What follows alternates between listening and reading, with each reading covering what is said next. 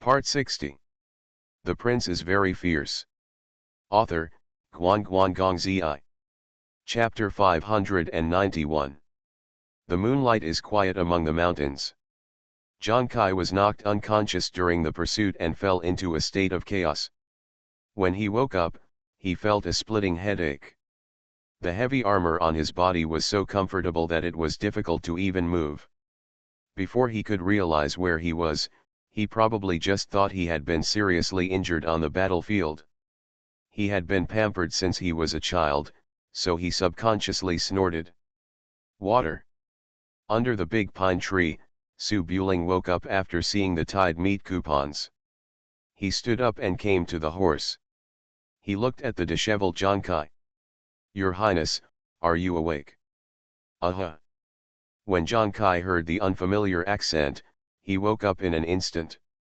He turned over and wanted to retreat. Unfortunately, his hands and feet were tied to the horse's back. He only swayed feebly twice, and the armor on his body made a soft squeak sound when it rubbed against him. Zhang Kai opened his eyes and looked to the side in horror. When he saw the strange and handsome young man in front of him, his face turned pale. He naturally recognized that this was Su Buling, the crown prince of Su whom he had just chased, and hurriedly said loudly, "Come here. Escort." The sound was so loud that it frightened the horse to move a few times. Su Buling raised his hand and knocked on Zhang Kai's head. "What are you yelling at? No one will come to save you even if you break your throat."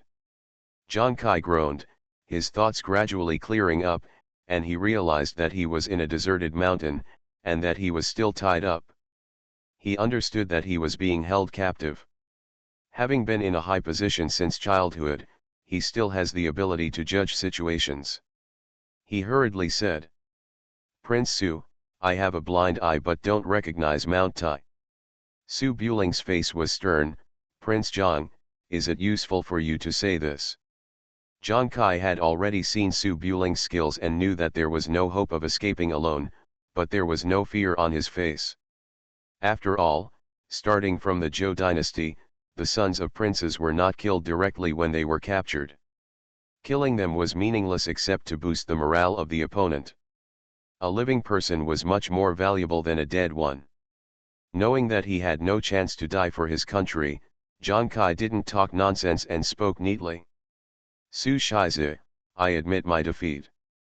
You can make a condition and send me to the Qi army camp. As long as it is reasonable, my father will not shirk the responsibility."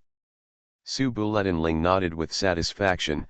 "Just recognize the situation. When you get to Luoyang Mountain, you can write a letter to your father to report that you are safe. As for the conditions, I will tell you after I have thought about it." When Zhang Kai heard this, his expression changed slightly. "You take me to Luoyang Mountain and I will be in the hands of the Song family. The Song family's condition must be that I, De Qi, will withdraw my troops.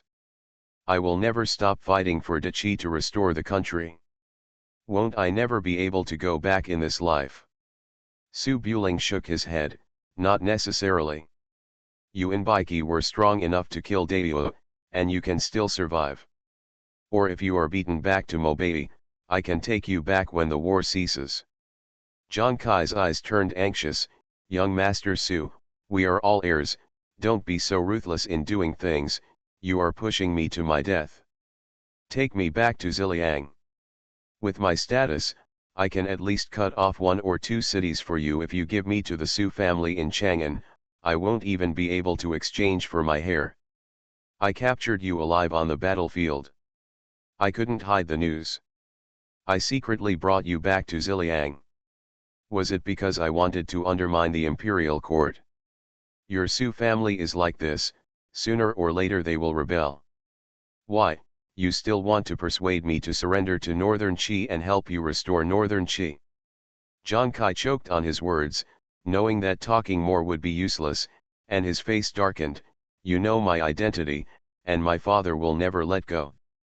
If you camp here to rest, you must be far away from the Luoyang Mountain military camp.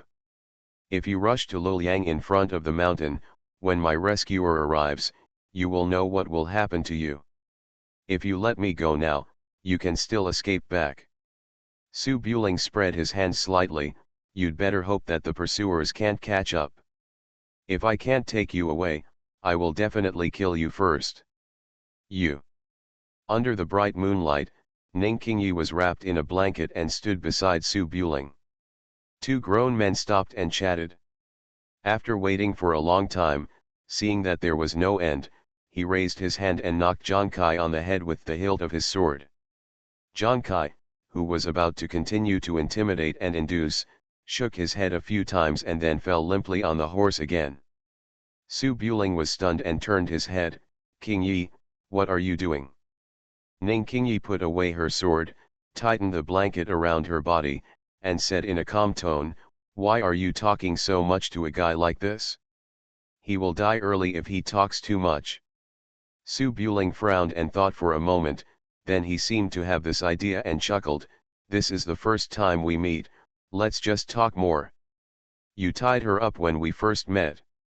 Didn't you tie me up when we first met? Ning Qingyi was speechless, hummed softly, and returned to the tree.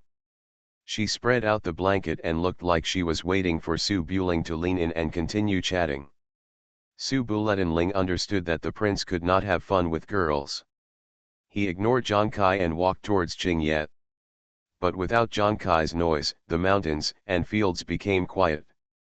Suddenly, there was a soft rustle in the distance, like a snake crawling across the grass. It was very subtle, but also very abrupt in the quiet snowy night. Su Buling's expression changed, and without hesitation, he pulled Ning Qingyi up and climbed onto the horse chasing the wind. Although Ning Qingyi didn't see any movement, he reacted very quickly. Knowing that the pursuers were coming, he jumped on his white horse and continued to run westward with Su Buling.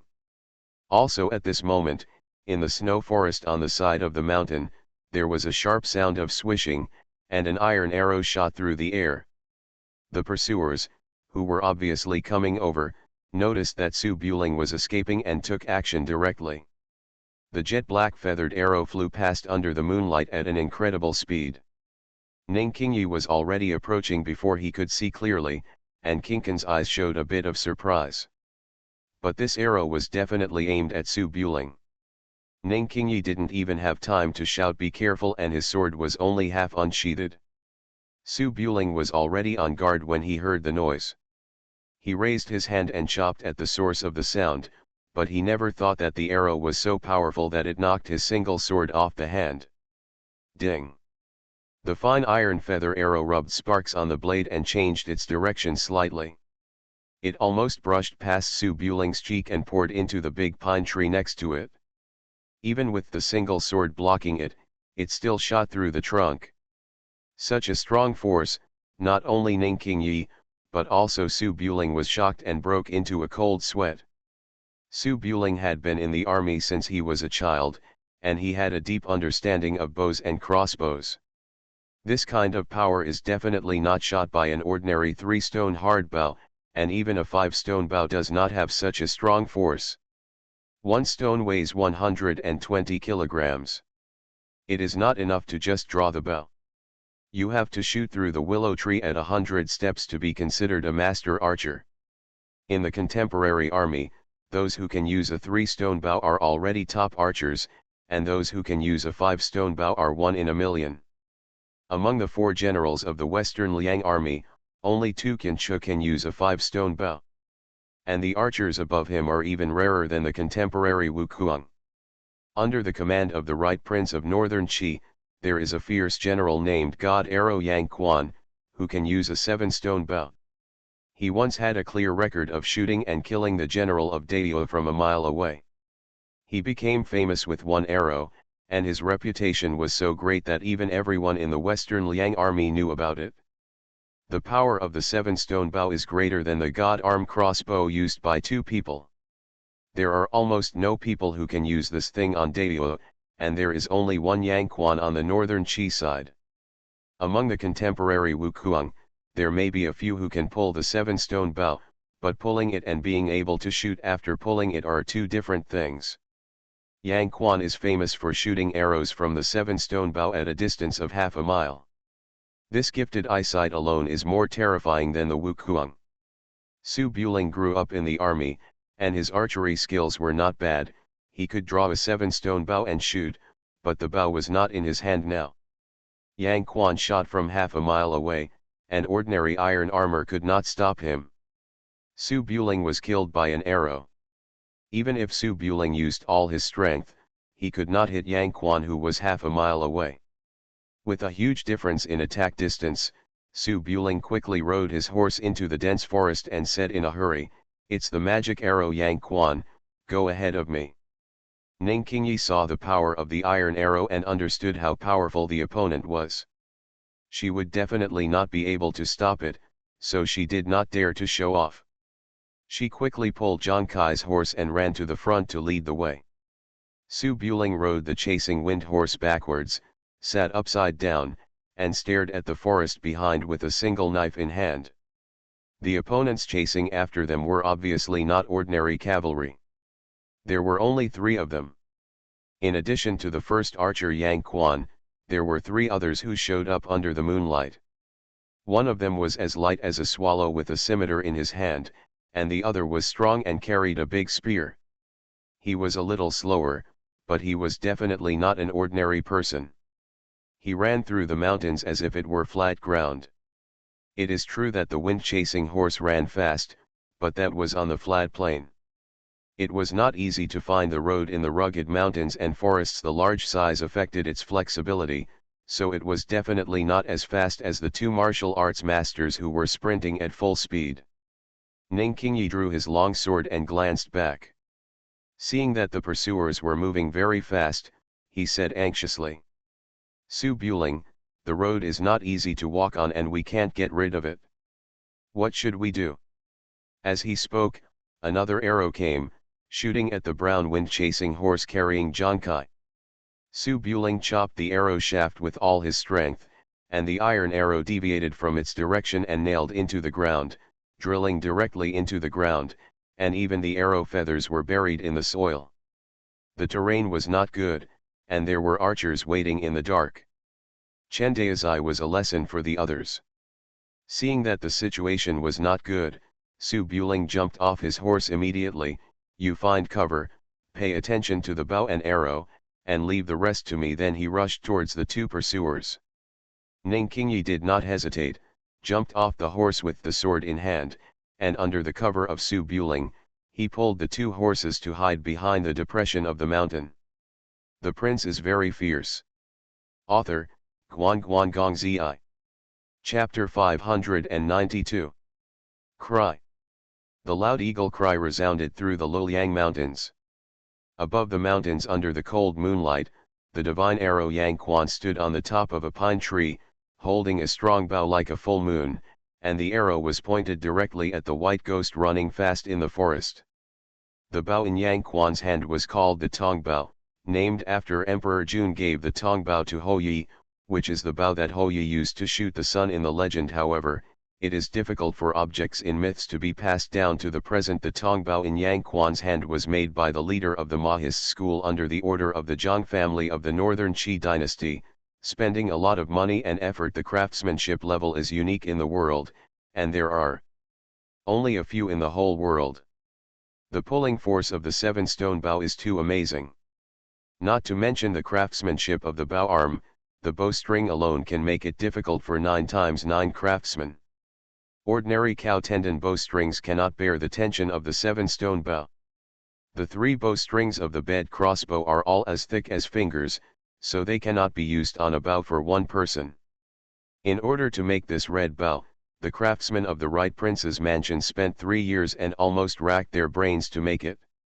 It is obviously worthwhile to spend so much effort to make this strong bow for Yang Quan. The principle of range is truth is eternal. 1 arrow can kill a person from 100 steps away. No matter if you are a martial arts champion or a lion or a tiger, you can't stare me to death. If you play well, you are almost invincible. This time Zhang Kai was kidnapped. Zhou Qingkai sent the divine archer Yang Quan to rescue him, because he estimated that Su Buling's fighting power was about 250 steps in a half mile. Su Buling sprinted at full speed, and no matter how fast he was, he could not be several steps faster than Zhou Qingkaiu. The time he spent here was enough for Yang Quan to shoot 7 or 8 arrows in a row.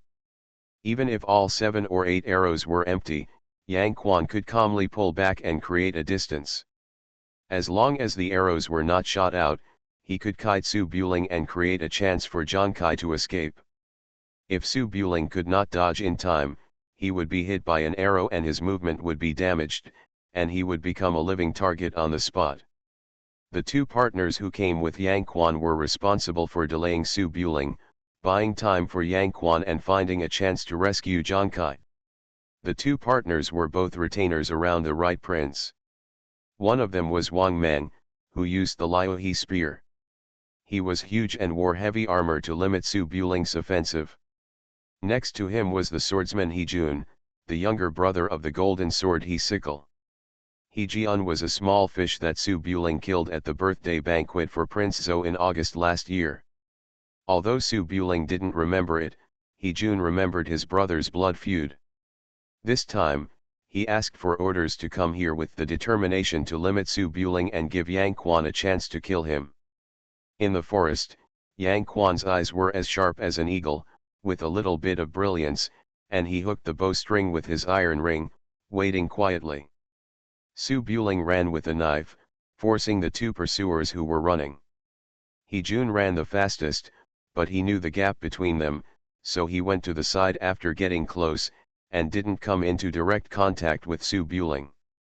Su Buling was as fast as a ghost, and soon he was near Wang Meng, who was wearing heavy armor. At this time, when the distance was shortened, Su Buling found that the tall figure rushing over was wearing the Frontier Army's spearman infantry armor.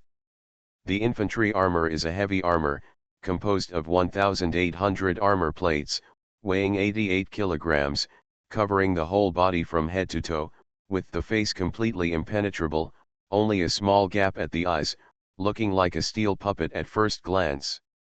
The spearman heavy armor is used to control cavalry with infantry and block the heavy cavalry from charging. It is conceivable how terrible the protective power is. The man in front of him can still walk fast in heavy armor. Looking at his body size, it is not a problem for him to knock over the horse. If Su Buling holds a heavy hammer, he can still break the armor with brute force, but he has a light drunk bamboo sword in his hand. If he can't split the heavy armor, the opponent probably won't feel anything.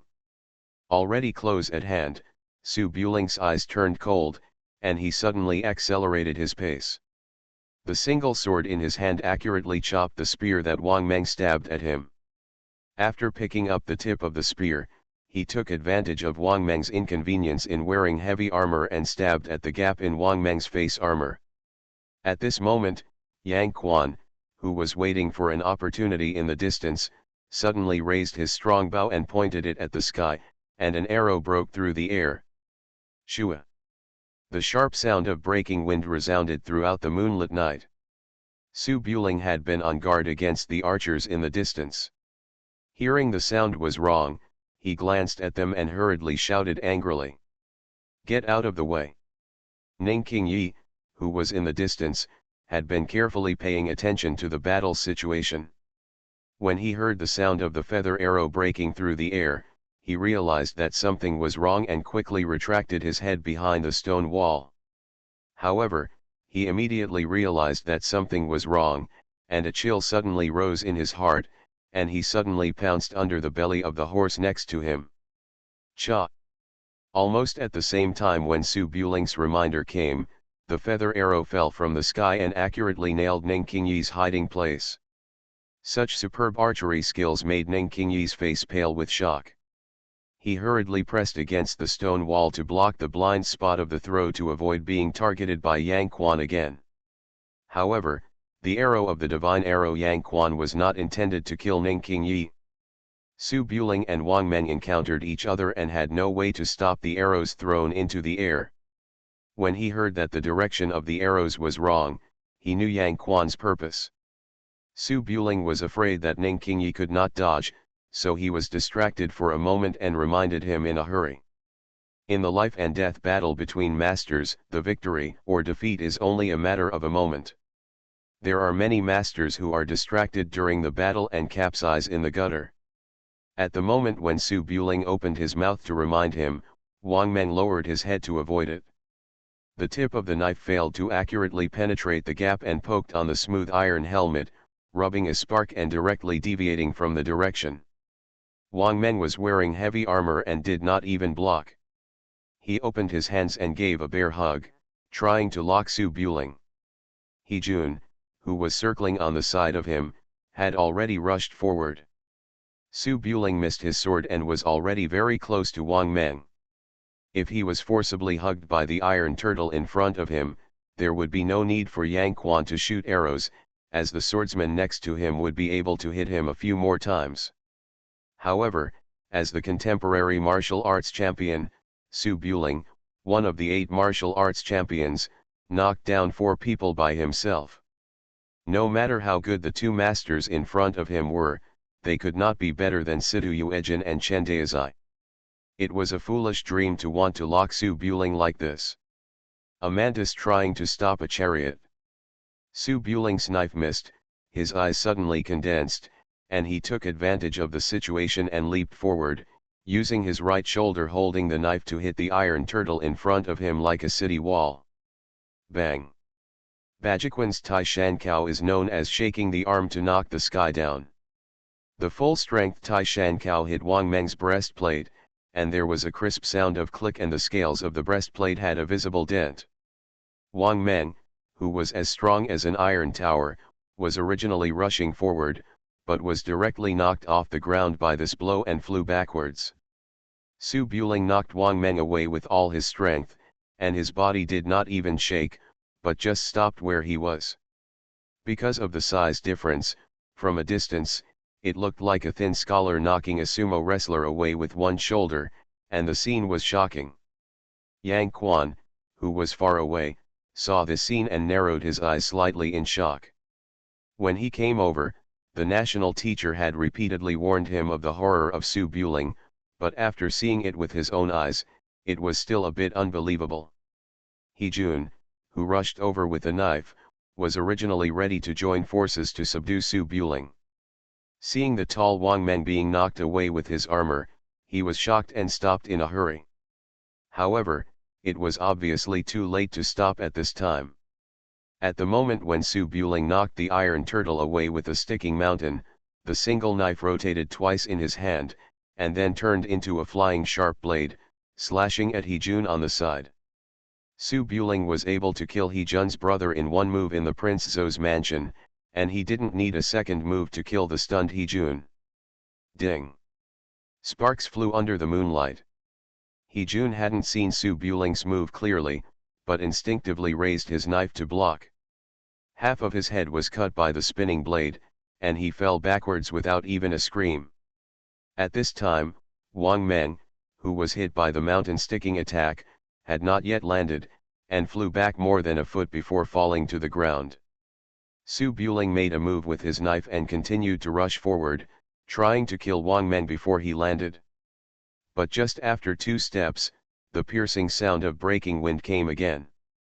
The flying Wang Meng originally blocked the vision of Su Buling and Yang Quan. The moment his body fell, there was just a little gap, and the powerful iron arrow shot in advance had already reached Wang Meng's back. The arrow feathers almost brushed Wang Meng's armor and shot towards Su Buling. This prediction was so accurate that it was even more incredible than Su Buling knocking Wang Meng away. Su Buling knew that Wang Meng's archery skills were divine, but this was the first time he had seen such a magical archery skill. The arrow was too fast. When he heard the sound, the arrow was already in front of him. He didn't even have the chance to dodge. Su Buling's eyes changed slightly, and he gritted his teeth and grabbed the arrow shaft with his hand.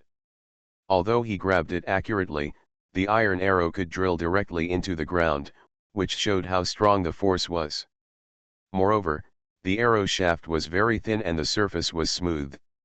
No matter how strong the force was, the friction was not enough to stop it.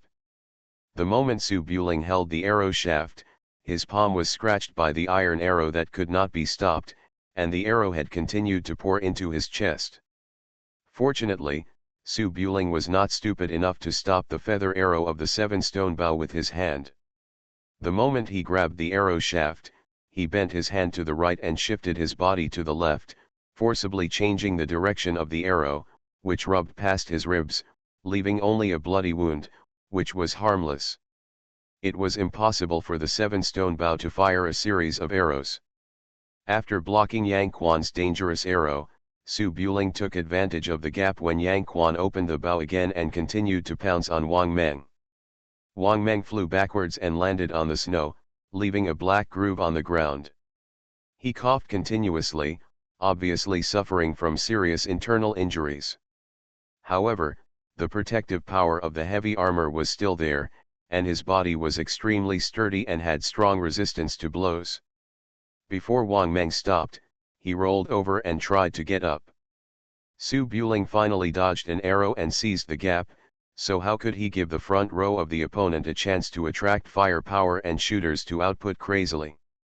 Su Buling leaped up with a roar, pressed his left hand on his fist, and smashed his right elbow directly in the air. An elbow strike with all the strength of his body landed on the iron helmet of Wang Meng, who had not yet stood up. To deal with heavy armor, the best thing to use is a blunt weapon. Ordinary people's arms may not be able to knock down the iron helmet, but Su Buling's is different. Before Wang Meng stood up, a heavy elbow strike hit his head, and the whole person fell to the ground again in an instant, and his head hit a dent on the snow. After Su Buling landed, he held Wang Meng's head with his left hand, clenched his right fist, and hit the iron helmet with 3 consecutive hammer blows. You are listening to Novels at Bless Up channel. Wish you happiness and luck. Please subscribe to receive new novels. How do you feel about this novel? Please like and leave a comment. The prince is very fierce. Author, Guan Guan Gong Zi. Chapter 593. Bang bang bang. 3 punches fell. The first punch made a dent, the second punch dented more than half, and the third punch flattened the huge iron helmet. Blood spurted out from the gap in the visor, and a fan-shaped pattern was sprinkled on the snow. The scene can only be described as horrible and bloody. Su Buling was about to throw a 4th punch, but there was another sound of breaking wind in the distance. He immediately withdrew his hand and fell to the ground, pulling Wang Meng's body up to cover him. Unexpectedly, the arrow of the 7-stone strong bow pierced through the heavy armor on Wang Meng's body, penetrated a little from the back, and pierced through Su Buling's shoulder close to Wang Meng, almost piercing the two people. Hiss. Su Buling secretly took a breath of cold air, and quickly pushed Wang Meng away, threw himself behind a stone, hid his body, and checked the injury on his shoulder. Fortunately, the heavy armor has strong protection. Although it was pierced, the arrow that came out was only an inch long. It was just a skin injury and did not affect the combat effectiveness. Fastest update mobile terminal. Su Buling breathed a sigh of relief, hid behind the stone, looked around, and felt a little troubled. The distance was about 200 steps. He couldn't shoot Yang Quan even with a bow and arrow, not to mention that he didn't have a bow and arrow now. He couldn't rely on the lion roar skill, which he didn't know. Su Buling's original plan was to kill Wang Meng and then rush over to kill Yang Quan with the corpse as a shield. As long as he got within 50 steps, Yang Quan would die without a single arrow. But the 7-stone bow plus the special iron arrow was really too abnormal. If it could directly penetrate the heavy armored infantry, the meaning of the shield would be lost. If it hit the arms and legs with weaker protection, he would not even have the chance to dodge when hiding behind, and he would be pierced directly. If there was no shield, the risk of rushing over directly would be very high. Yang Quan is a famous expert in archery. Although the 7-stone bow is extremely physically demanding, with Yang Quan's reputation, it is no problem for him to shoot more than a dozen arrows. He has only shot 5 arrows now, and he is still at his peak. If he makes a mistake, he will have to go down to accompany Chendeazai. Su Buling took a breath and tilted his head to listen.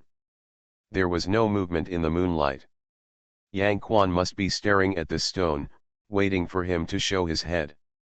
If he ran directly, the horse could not run fast in the mountains and forests he could run, but King Yi could not run away.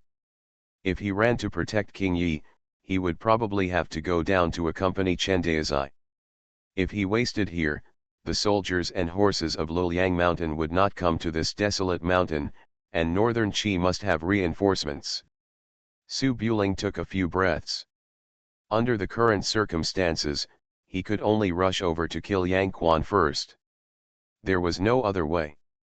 He removed a piece of cloth, tied up the wound on his arm to stop the bleeding, and then held the scabbard at his waist and rushed towards the drunk bamboo sword nailed to the tree. The moment Su Buling appeared, there was another sharp sound of breaking wind in the distance. Su Buling listened to the sound to determine the position, raised the scabbard and swept towards the incoming arrow. However, this sweep was accurate, but the feeling was a bit wrong. Compared with the iron arrow just now, the flying arrow was much less powerful, and was directly swept by the scabbard with full force and exploded in the air, breaking into pieces.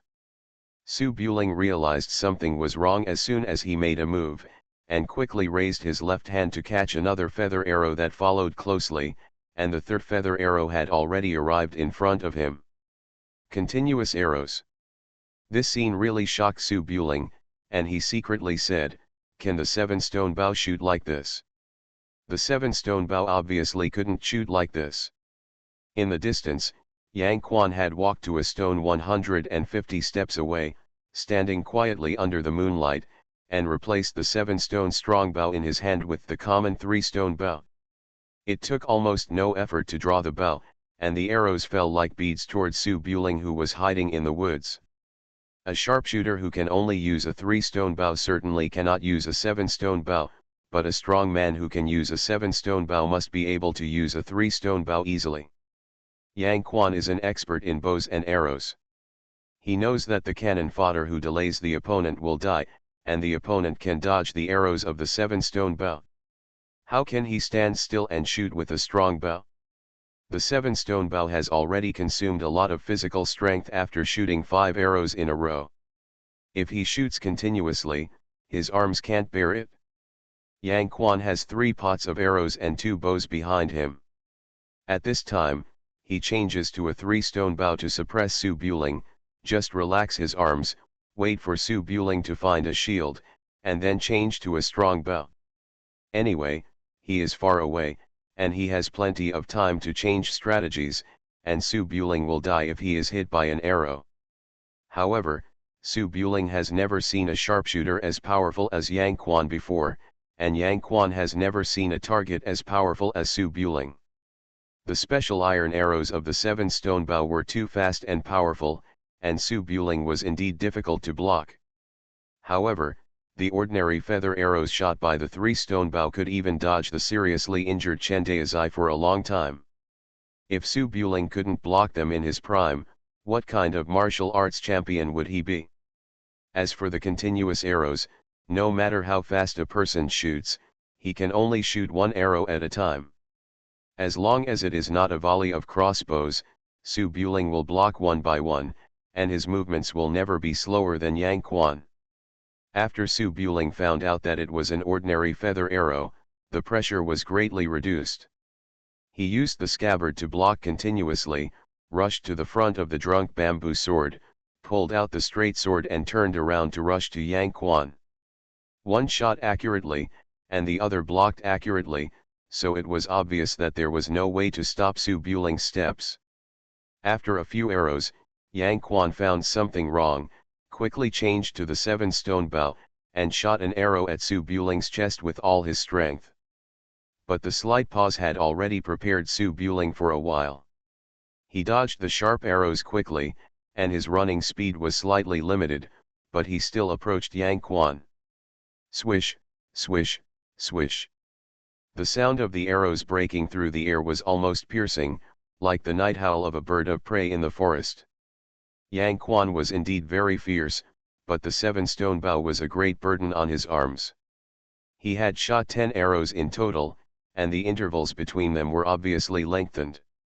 The speed of drawing the bow was also getting slower and slower, and he gradually became out of breath. Su Buling knew that Yang Quan's arm could not hold on any longer.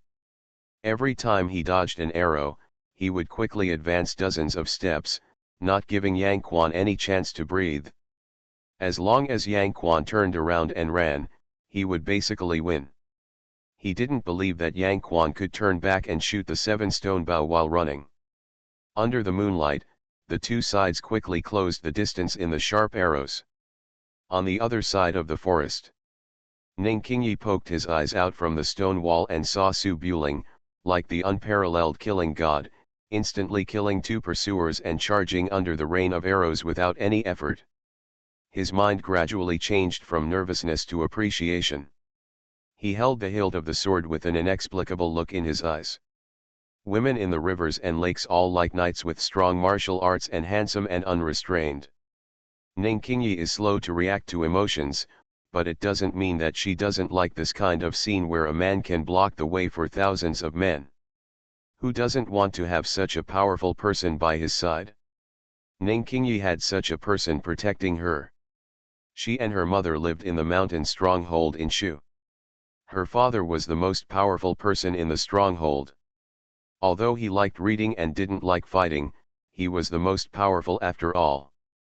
If Li Hanzhong was in the stronghold when the government wiped out the stronghold, it might be the same. She and her mother hid behind the rocks and killed the officers and soldiers alone. Unfortunately, there is no if. Li Hanzhong finally gave up everything for high positions and generous salaries.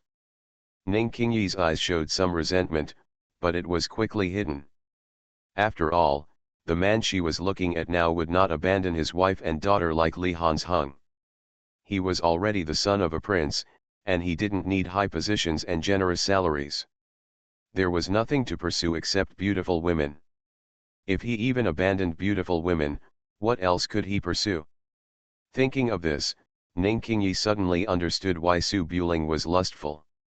He was a master of martial arts, a peerless literary talent, a high position and power, and a beautiful face. If he wasn't lustful, what could he expect him to pursue? Ning Qingyi's eyes were strange. He had been bothered by Su Buling's philandering, but now he suddenly let it go. After all, no matter how many women Su Buling found, he could protect them. His lust didn't bother anyone. It was better than those scum who couldn't protect them and killed the women he would spend the rest of his life with. The arrows flew across the sky, and the two enemies were getting closer and closer. Ning Qingyi focused on Su Buling's surroundings to prevent any reinforcements that he hadn't noticed from suddenly rushing out to disturb Su Buling. Behind Ning Qingyi, the 3 horses were hidden behind a stone wall.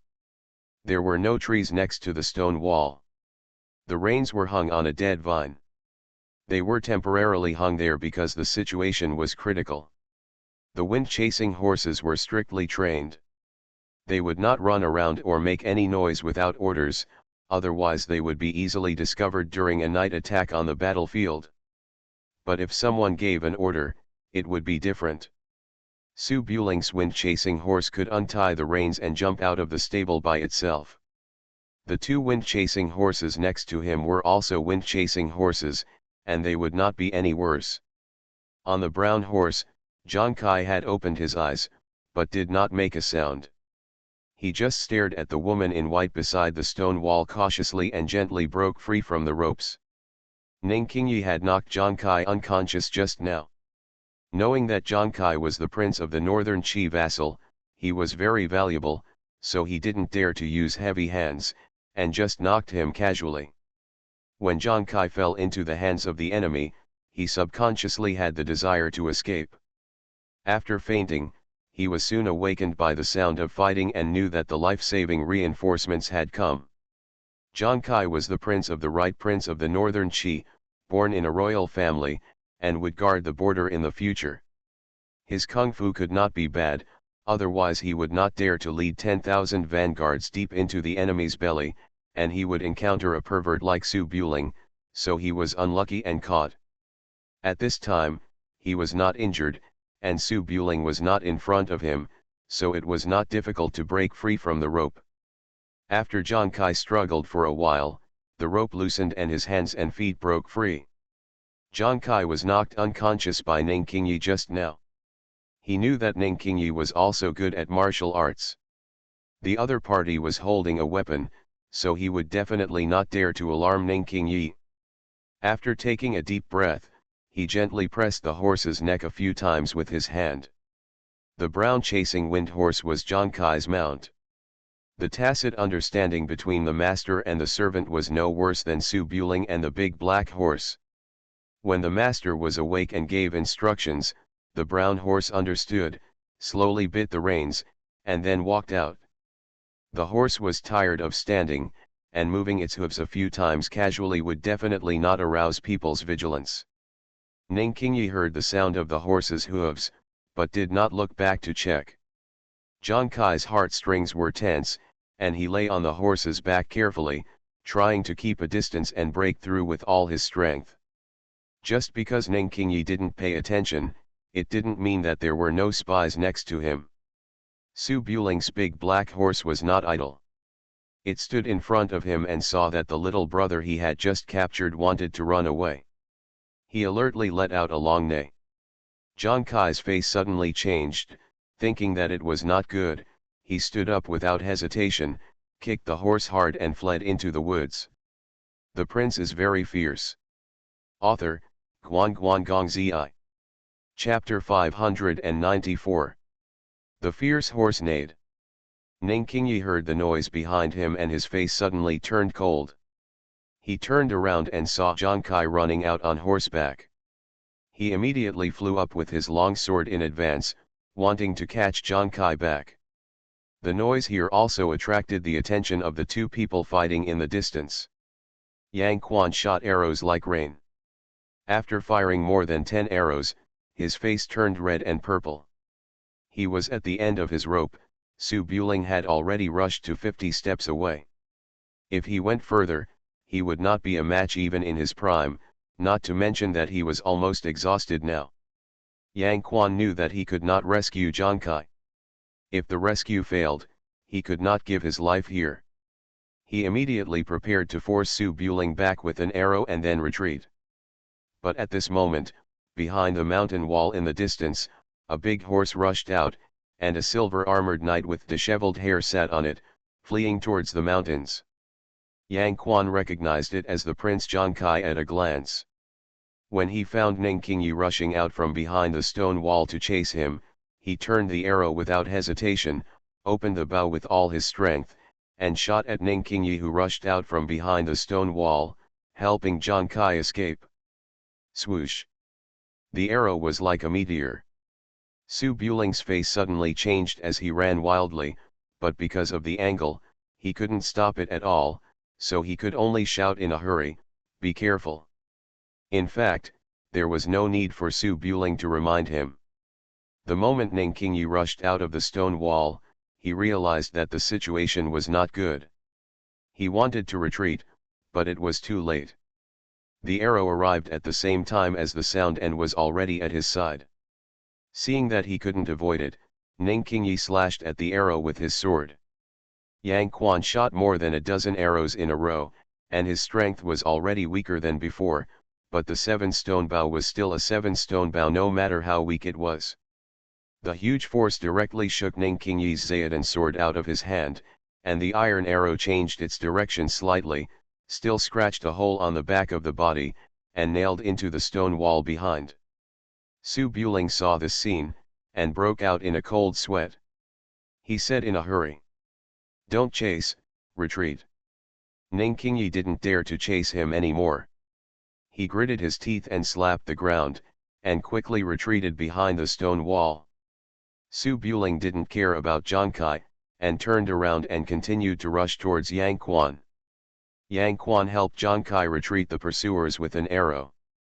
As long as the wind-chasing horse ran a distance, even the gods couldn't catch up. His rescue mission was completed, and he would definitely turn around and run. Without the hindrance of arrows, Su Buling ran wildly, his speed rose to the extreme, and in the blink of an eye he rushed over a distance of more than 50 steps, and flew up from 10 steps away, like a falcon catching a rabbit, and fell towards the fleeing Yang Quan. Yang Quan was born as a crossbow soldier, not a man of the world, and he didn't practice close combat. He couldn't draw the bow and arrow, and quickly wanted to draw the sword at his waist and fight. Unfortunately, just when the knife was half pulled out, Su Buling was already on top of his head, and slapped Yang Quan on the back with his palm in mid-air, causing Yang Quan to stagger and fall to the ground. Su Buling fell from the air, his knees pressed on Yang Quan's back, and raised his hand to punch Yang Quan on the back of his head. Yang Quan fell to the ground without even a groan. After knocking Yang Quan unconscious, Su Buling quickly picked up the 7-stone bow that had fallen on the ground, pulled out a special feather arrow from the quiver on Yang Quan's back, turned around and drew the arrow. However, the tension of the 7-stone bow, if you use your fingers to force it, the bowstring can directly cut off the flesh of your fingers. Su Buling pulled it and realized something was wrong, so he squatted down again, took the iron ring from Yang Quan's right hand and put it on his finger, then took a strong breath, drew the bow and drew the arrow, and in an instant the bow was like a full moon. Half a mile away, Zhang Kai whipped his wind-chasing horse frantically and galloped towards the outer side of Luliang Mountain. However, the mountain road was rugged and full of shrubs and vines. The huge wind-chasing horse could not run as fast as the master's full-speed sprint. However, when Su Buling was half a mile away, the woman behind him also gave up chasing him. As long as they could pull away more than 100 steps, it would be basically difficult to catch up with him. When they reached the open area, they were all wind-chasing horses, who was afraid of whom? Even if he met Dao's army, with the unparalleled speed of the wind-chasing horse, he could run back to the Qi army camp. Zhang Kai quickly analyzed the situation and knew that he had successfully escaped.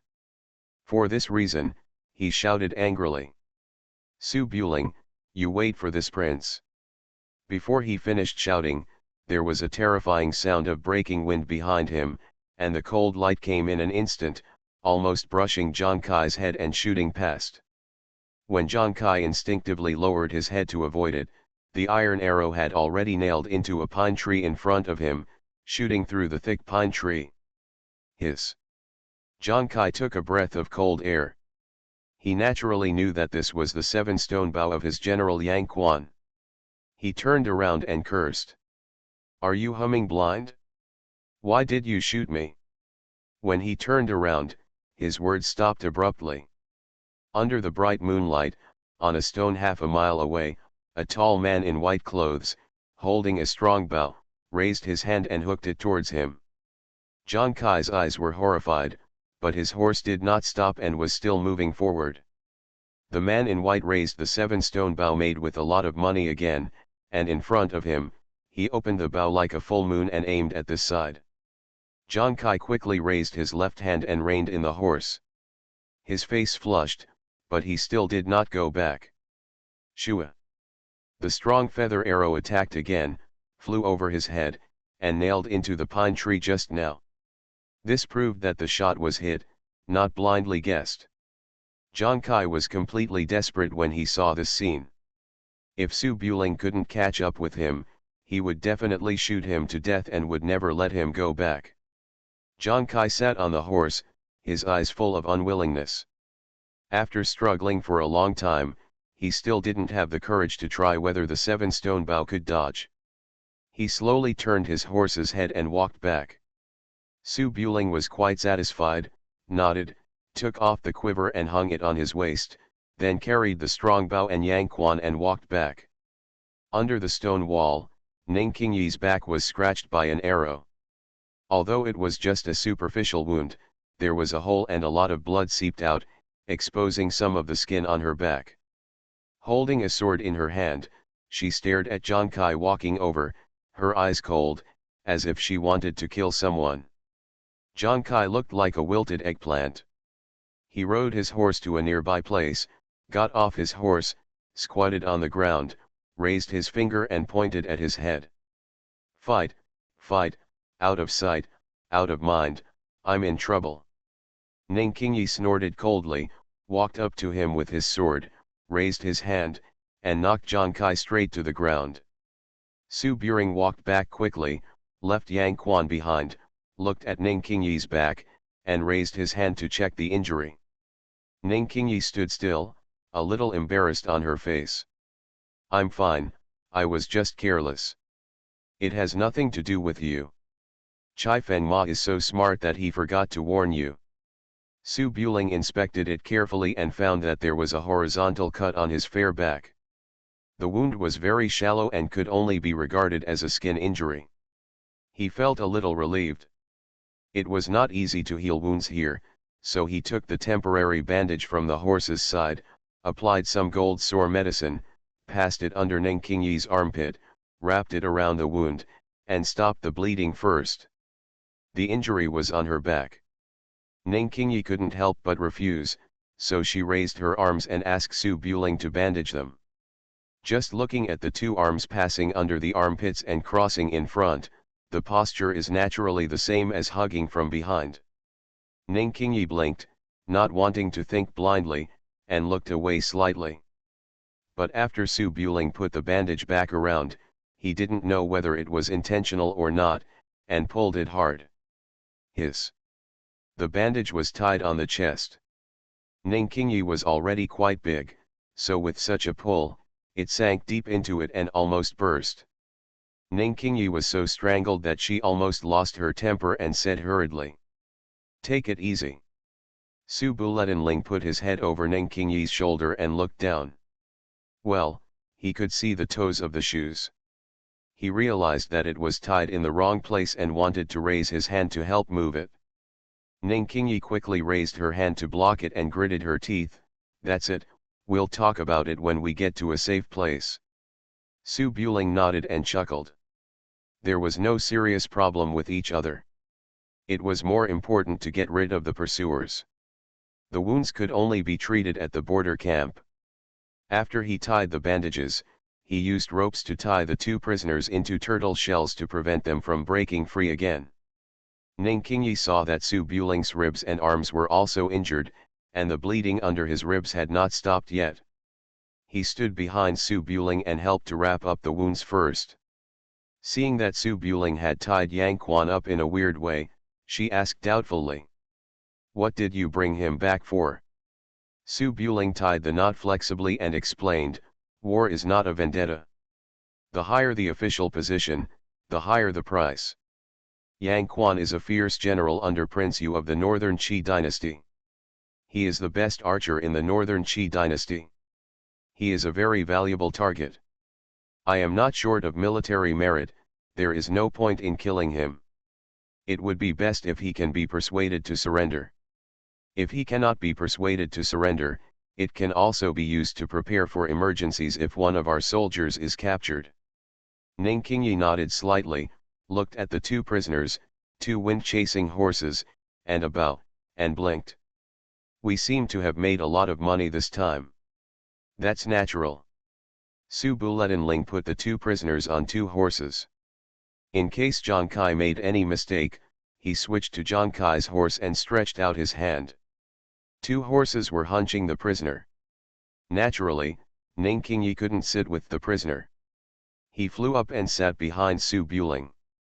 He held the reins, looked around, and suddenly said, "Su Buletinling, does this count as hanging a man's head in front of the horse and carrying a woman behind the horse?" "Women." Su Buling rode the horse slowly and thought for a while, "Forget it.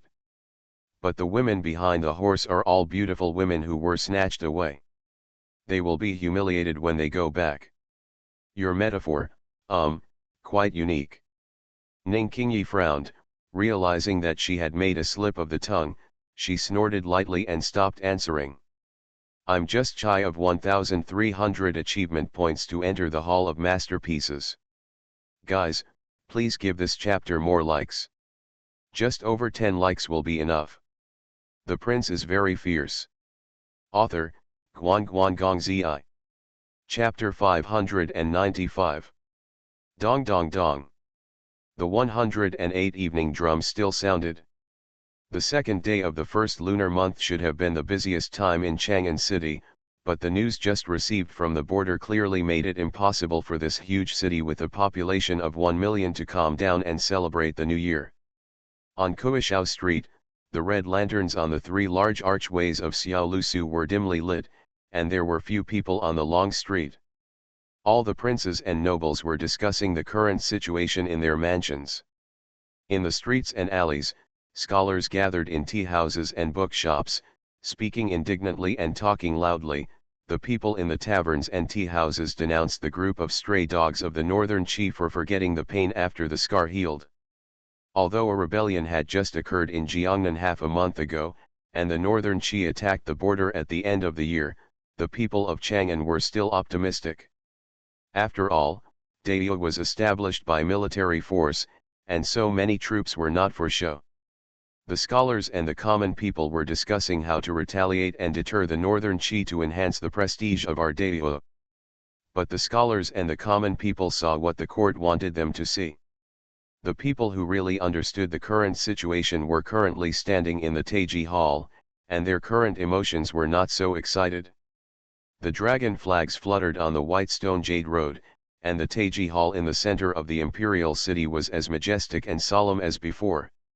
In the Taiji Hall, the civil and military officials stood on both sides, listening to the battle report that Taiyuan had just sent back from 800 miles in an emergency. Apart from this, there was no other sound, and you could hear a pin drop. Most of the court officials had already known the news of Ningguo Pass in the early morning, and now they still find it a bit incredible. How could Ningguo Pass, which had been guarded for 60 years, be broken in one day? The explanation given was that there was a spy from the northern Qi dynasty in the army, who cooperated internally and externally to destroy the city wall and open the gate.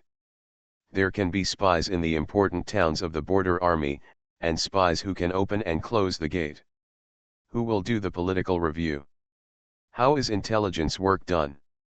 The northern Qi assembled more than 300,000 elite soldiers, plus many barbarian troops. Such a big movement, the news received beforehand was just the rotation of the northern Qi right prince on various lines and normal transfers. The detective department invested so much money and raised countless spies, but they couldn't even see this. Are they all lazy people who only take money and do nothing? All the civil and military officials were thinking about all kinds of messy possibilities, but it was obviously meaningless to discuss these now. The northern Qi had entered the pass and was attacking Taiyuan. Jinzong had been attacked by surprise. This was almost the first time that Daiyue was beaten so badly since the founding of the country 60 years ago. The Eastern Front was directly governed by the Liaoxi Protectorate, and the emperor led it remotely. From personnel dispatch to border army deployment, it was all formulated by the Emperor Songji and his group of civil and military officials. The King of Chu and the King of Yu jointly defended the north, and the soldiers were placed in unimportant places. Ningguo Pass was the most important military fortress north of Taiyuan. From the main general to the military supervisor, they were all appointed by the emperor. If the places guarded by the 5 kings of Su, Chu, Yu, Wei, and Yu were fine, but the place guarded by the emperor himself lost half of the country, how can he explain to the kings? How can he explain to the people and the nobles? The king of Wu did not provide relief for the disaster, and borrowed money from everywhere to raise military pay for you, and you just guarded the border like this? If the situation cannot be controlled, the prestige of the court will be completely gone. If the central government cannot control the local areas, what will happen? The civil and military officials dare not think about it. The most important thing at this time is to take back the lost land as quickly as possible and drive out the northern Qi. But a few days ago, the current emperor suddenly inexplicably mobilized the Guanzhong army to the west, Jiangnan rebelled, and a large number of reserve troops were pulled from the Liaoxi Protectorate to Jiangnan. The troops were mobilized from the east and the west, and the middle was naturally empty. As far as the current situation is concerned, the court cannot mobilize enough reinforcements before the northern Qi reaches Huazhu. Faced with the sudden dilemma, all civil and military officials were at a loss and focused their attention on the Emperor Songji. Sitting on the dragon throne in the main hall, Songji's expression was as calm as ever, but his fingers kept stroking gently, his eyes looking at the jade seal beside him, and his anger like thunder could be seen faintly. Songji was a very smart monarch. When a rebellion suddenly broke out in Jiangnan, he had already sensed that something was wrong. He did not provoke the king of Wu, who had been squeezed to the limit, but asked the kings of Yu and Wei and the Liaxi Protectorate to lead troops to quell the rebellion. But Songji did not expect that Ningguo Pass would be broken under such circumstances, putting him in such a predicament. Now, after a careful review, Songji has noticed something wrong. At the beginning, the news of the Jade Seal suddenly appeared in Yuzhu, and Su Buling also appeared in Yuzhu at that time, inexplicably. When Songji heard the news, he must have suspected that Su Buling was trying to steal the Jade Seal, and he would be on guard whether it was true or false. In order to prevent the Northwest Su Wang from tearing his face, Songji would mobilize the Guanzhong army to the west. Then a rebellion suddenly broke out in Jiangnan. Songji knew that there were other vassal kings who intervened in the Jade Seal, so he mobilized his own soldiers to go south to suppress the rebellion. It was at this critical time that the northern Qi suddenly entered the pass from the middle. The timing was just right. Songji didn't believe that no one was fanning the flames. But the key now is not whether someone has made a plan. Now that things have come to this, the most important thing is to give the civil and military officials an explanation why the troops were mobilized from the east and the west to leave the middle empty. It is understandable that the troops were mobilized to the east to suppress the rebellion. But how to explain to the civil and military officials and the people of the world about the mobilization of troops to the west? Songji couldn't say that the Jade Seal in his hand was fake, and the real Jade Seal appeared in Yuzhu, and Su Buling was also in Yuzhu, so he mobilized troops to prevent Su Wang from attacking Guanzhong. If this news gets out, something will happen. It's not okay to not say the reason for the mobilization, but just tacitly beware of Su Wang. Now, King Su, please be honest. Something happened in Taiyuan. In order to be wary of the vassal king, you even ignored the border. Aren't you, the emperor, too suspicious and ill, and care about your head instead of your body? This was almost a dead end. Songji could not explain why he suddenly transferred heavy troops to the western front. The blame for the fall of Ningguoguan and the failure to return reinforcements was determined. Songji rubbed his fingers, and after listening to the officials' reports on the war situation, he remained silent for a long time and then said, "From Ningguoguan to Jinzhong, there are 70,000 soldiers and horses. Even without reinforcements, they can't hold it for even a day." There was silence in the hall, obviously unable to answer this question. Prime Minister Xiao Chuang thought for a moment and took a step forward. The vanguard of the northern Qi dynasty is all cavalry, and it is the new year. It is reasonable for the frontier troops to be negligent. The remaining troops should have begun to gather for a counterattack. The newly promoted Taiwei Guanhongzhou, as the head of the military attaché, was single-handedly promoted by Songji. He encountered such a big mess not long after he took office. It can be said that he suffered an unreasonable disaster and will definitely have to take the blame for the emperor. However, Guanhongzhou was still very confident in the combat power of the border army. He thought about it and said, "What Mr. Xiao said is absolutely true. I'm afraid there will be good news soon." This kind of unnutritious words are just comforting words, and it is obviously inappropriate to say them at this time. Songji was already full of anger and it was hard to scold Xiao Chuang, who was in charge of hundreds of officials. He was not too polite to Guanhongzhou, who was promoted by himself, and his voice was filled with anger. "Good news. Jinzhong has been lost, the road back to Taiyuan city has been cut off, and 300,000 troops have entered the pass. How can the 20,000 soldiers and horses of Taiyuan City be defended? Luliang cannot send out many reinforcements. With the 50,000 soldiers and horses scattered in various passes, can we push it back? What good news can we get at this time? Good news. Song Jian was speaking angrily when suddenly a messenger came on horseback outside the hall, holding a letterbox in his hand. Even the court meeting was not dissolved during the war, and the rule of not riding horses in the palace was naturally gone. All the civil and military officials were waiting for Song Ji to vent their grievances, and they were all stunned when they suddenly heard the word good news. The emperor just said that there was no victory, so you reported victory on the spot. Are you trying to slap the emperor in the face? Guan Hongzhou, who had bowed his head and accepted the scolding honestly, staggered when he heard good news, and was completely confused. He was just following Xiao Chuiang's words to persuade the emperor. How come the good news really came? Song Ji, whose eyes were full of anger, still stretched out his fingers. When he heard the sound, he almost choked to death. His expression changed several times in an instant. It was also because of his strong mind that he didn't stand up and curse. However, the military situation is urgent now, and since the good news is coming back, there is nothing to be ashamed of. If he was slapped on the spot, he would be able to hear the victory at the border. Song Ji wished that Guan Hongzhou could slap him a few more times and settle this mess as soon as possible. After the civil and military officials came to their senses, they quickly turned to look at the messenger who rushed in with eager eyes.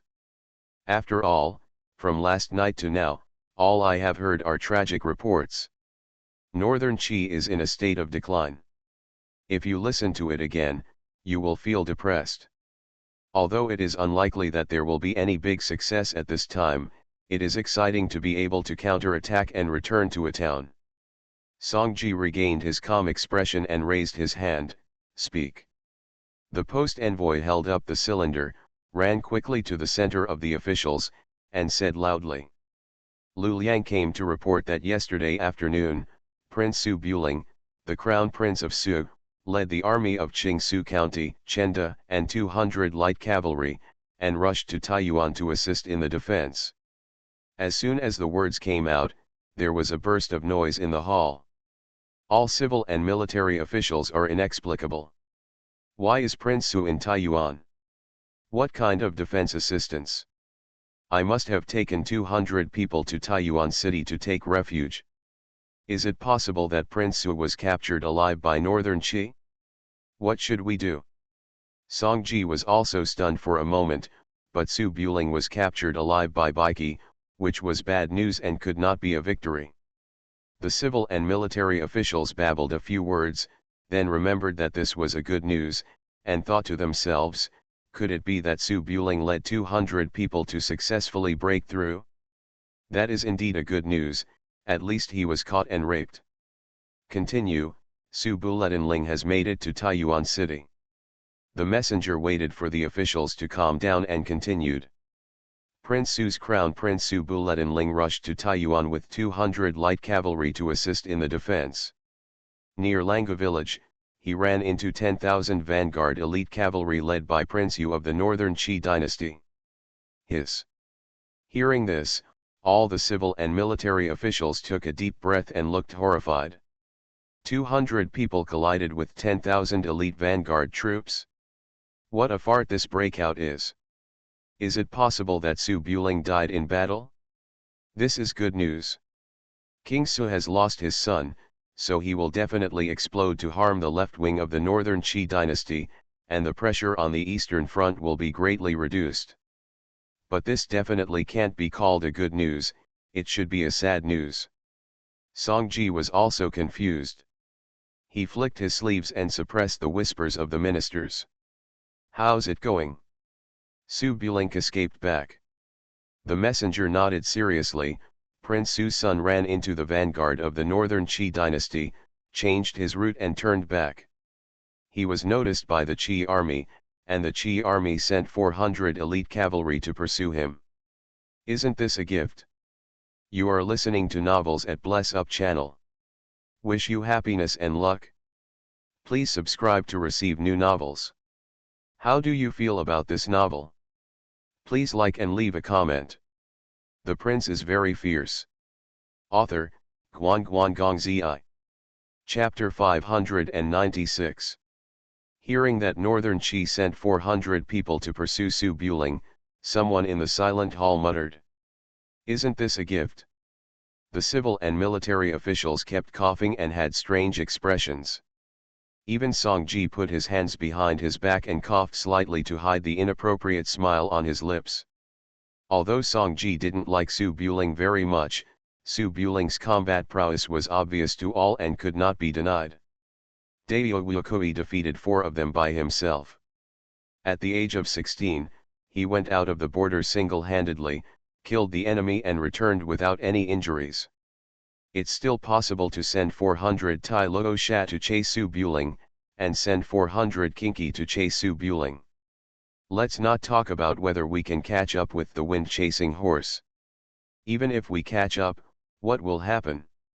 Isn't this just a gift? The civil and military officials had strange expressions and could be considered relieved. A military general asked happily. But Prince Su led 200 light cavalry and wiped out all the pursuers. This is considered a small victory. The post-envoy hurriedly replied, seeing the pursuers coming, Prince Su led a counter-attack with 200 light cavalry. He defeated 400 Qi troops in one charge and killed nearly 100 enemies. The Qi troops fled in despair. Good. Shiza Su is indeed brave, the Taiyuan border army will be fine. Relieve anger. All civil and military officials breathed a sigh of relief. The messenger continued, the Crown Prince Su's fighting prowess was astonishing, and he was recognized by the Qi army. The Right Prince of the Northern Qi dynasty personally led 3,000 cavalry troops to pursue him. Prince Su had no choice but to order 200 light cavalry to break out of the encirclement and single-handedly divert the pursuers away. Retreat to Luoyang Mountain. When the officials heard this, they started talking again. Have you ever retreated to Luoyang? Bullshit, good news came from Luoyang, it must have arrived. Song Ji was also slightly pleased and nodded slightly. Very good, worthy of the name of the Su family. Well. When the messenger saw the Holy One speaking, he hesitated to speak, but did not dare to interrupt. Seeing this reaction, the officials became a little quieter. Song Ji also felt that the praise was a bit premature. After all, he hadn't mentioned the thrilling process of breaking out. He continued. Su Buletinling, how did you get rid of the 3,000 pursuers? The post-envoy hurriedly said, Prince Su's horse is so fast that the 3,000 cavalry army cannot catch up. Prince Yu of Northern Qi and his young general rode in the wind and snow.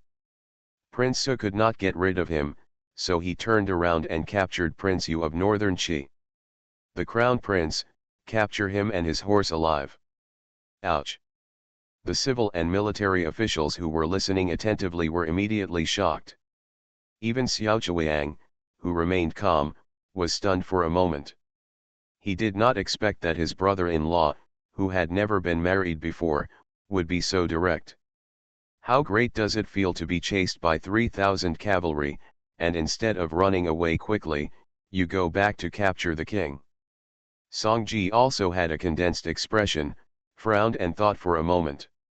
Should Buletinling capture Zhang Kai alive? 3,000 cavalry troops captured the king in front of the formation. There are only 2 eldest sons in Northern Qi dynasty, and the eldest son is lower than the prince. Song Ji naturally knows who it is. Only then did the officials realize the weight of the news and quickly looked at the post-envoy. The envoy nodded seriously, confirmed, Prince Su captured the king and captured 2 horses in front of the battle array, and fled. He took Zhang Kai with him to retreat to Luoyang. On the way, he met Yang Quan, the reinforcements sent by the right prince. When all the officials heard this, they were shocked again. Yang Quan shot Yang Quan, a nephew of a state official, to death on Kuishao Street from a mile away. Everyone knew about this. They hurriedly asked, "Did Prince Su ever escape?" Prince Su's crown prince did not escape. He went back to capture the divine arrow Yang Quan alive, seized the 7-stone Bao Tong Gong, and continued to walk away. What? The civil and military officials were in an uproar again, and the noise was everywhere. How can Yang Quan be captured alive?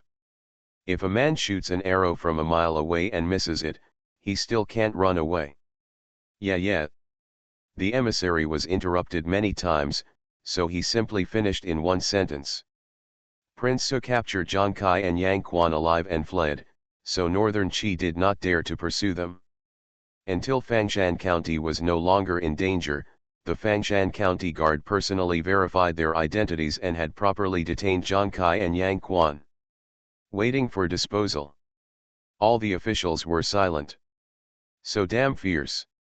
Just change your name to Su Bukang.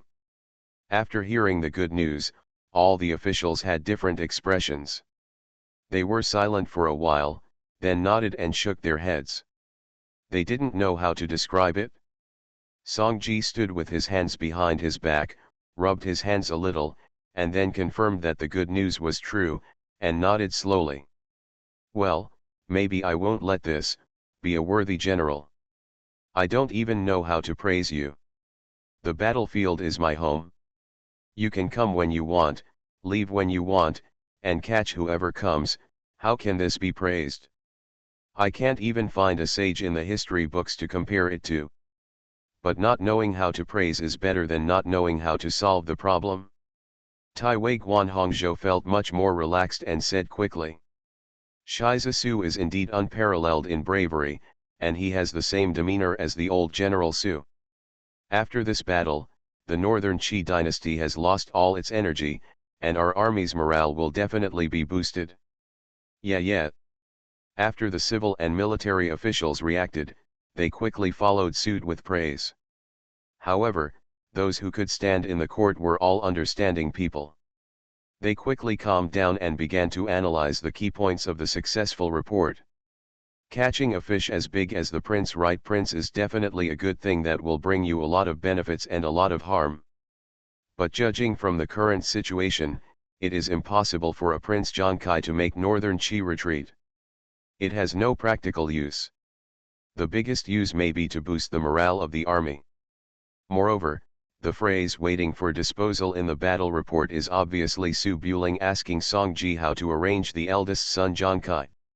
Killing him would definitely not work. There was no point in saying it. Baiki just went ahead and seduced him. He must have been left to negotiate terms with Baiki. If the court were allowed to negotiate this condition, it would definitely bring benefits to the court. The court might also capture the Prince of Northern Qi alive and ask Su Wang for 2 cities back. That would be asking for trouble. It was Su Buling who captured Zhang Kai alive. He would definitely not be happy if he was given a reward. It was impossible for him to be promoted. If the prince was promoted, he would be the emperor. This would be a hammer. So how to deal with this is still a bit tricky. The civil and military officials looked at each other and turned to look at Song Ji. As an emperor, Song Ji naturally couldn't treat Su Buling like a beggar. He just gave Su Buling a few pieces of cloth and jade. If he did that, the army would not be convinced. Who would tie their heads to their belts and work for him?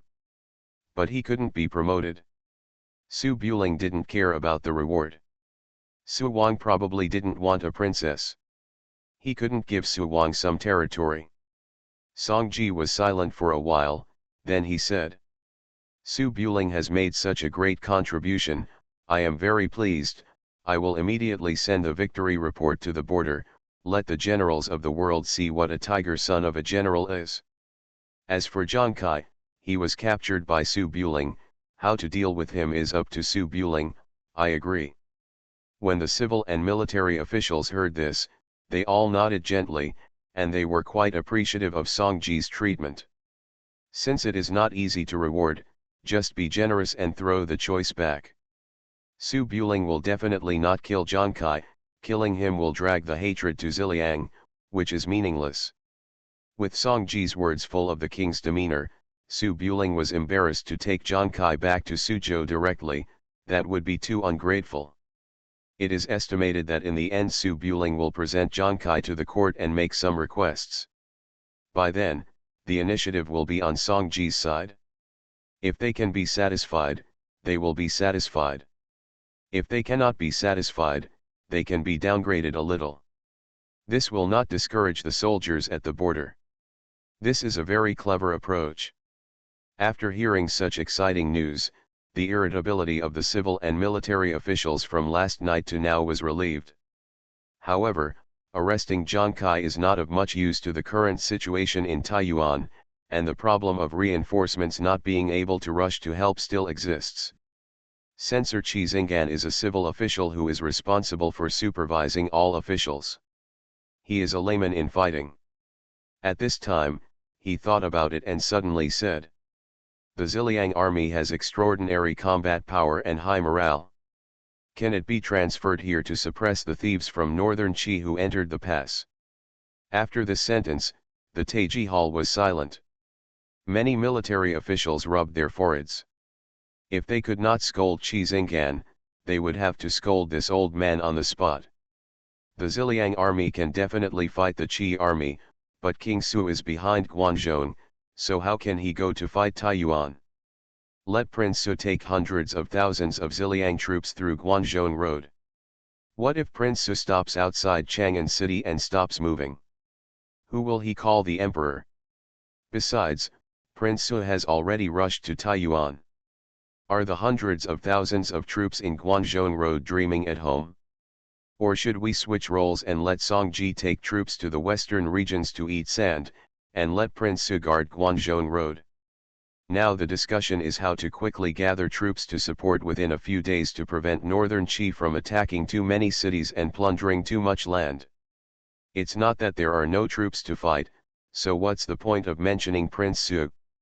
Many civil and military officials, including the Emperor Songji, all ignored this nonsense. Qi Xinggan realized that he might be an outsider, touched his beard awkwardly, and shut up very tactfully. The prince is very fierce. Author, Guan Gongzi. Chapter 597. Fangshan County. The lights outside the window were beginning to turn on, and the sound of horses' hooves and armor rubbing against each other could be heard from time to time outside the wall. In the bedroom where incense was burning, Su Buling opened his eyes, sat up from the bed, and breathed out softly. After running around all night until daybreak, he took the prisoners and King Yi to Fangshan County in Luoyang. Fangshan County is located at an important pass, with 8,000 border troops stationed there. News of the Ningguoguan incident has spread, and the county is tense and has already completed war preparations. At this point, he was safely out of danger. He encountered the Ningguoguan incident and had just made a great contribution. Song Ji was full and sustained, and it was impossible to arrest him at this time to offend King Mao Su. It can be said that it was better than his own family. Safety. Su Buling sat on the bed for a while, the fatigue on his body gradually receded, he put on clean clothes and left the room. Liangjin Mansion is the residence of the guard of Fangshan County. It is located in an important border town. It can only be considered elegant and clean, not luxurious. Zhang Kai and Yang Quan were taken directly to the border army camp, where 2 teams of infantry took turns guarding them under house arrest day and night. After arriving here, it took a lot of time to communicate with the guard here. Ning Qingyi came over first.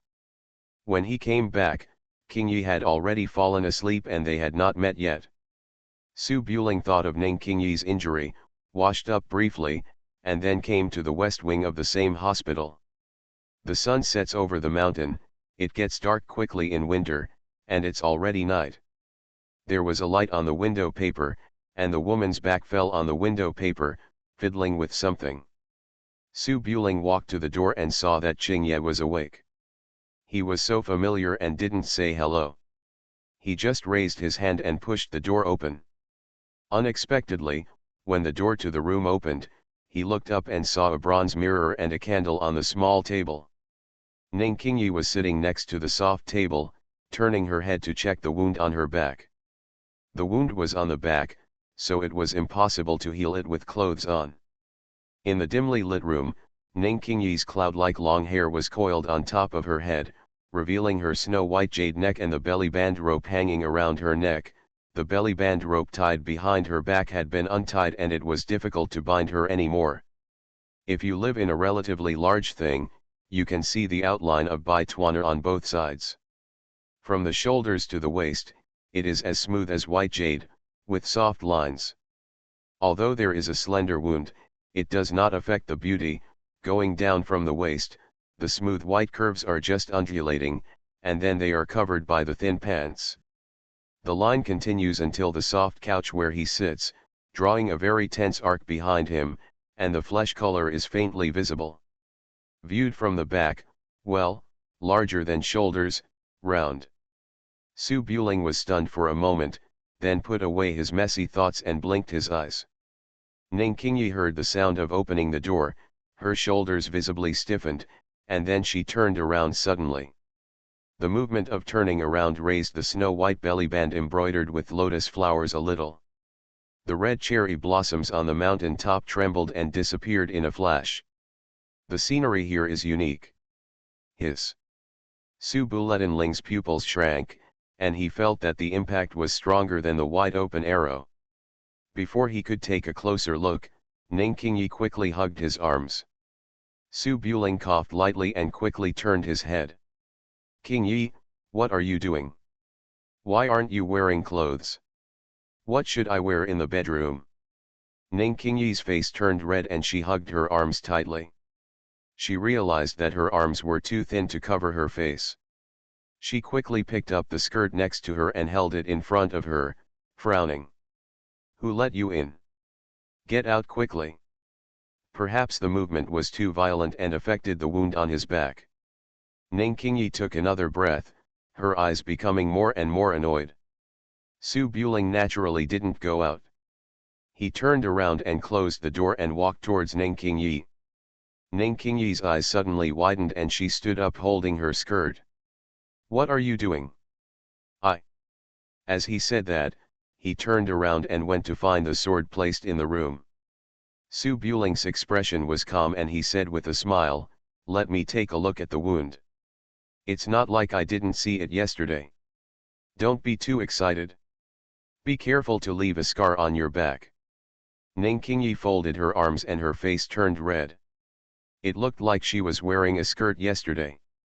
From the inside of the gap, could this be the same? "No need, I can handle it myself." Su Buling didn't do anything drastic. He sat down on the sofa without looking at Ning Qingyi. He raised his hand and took the tray with the golden sore medicine. "You can't even see, how do you deal with it? Can you still turn your head around?"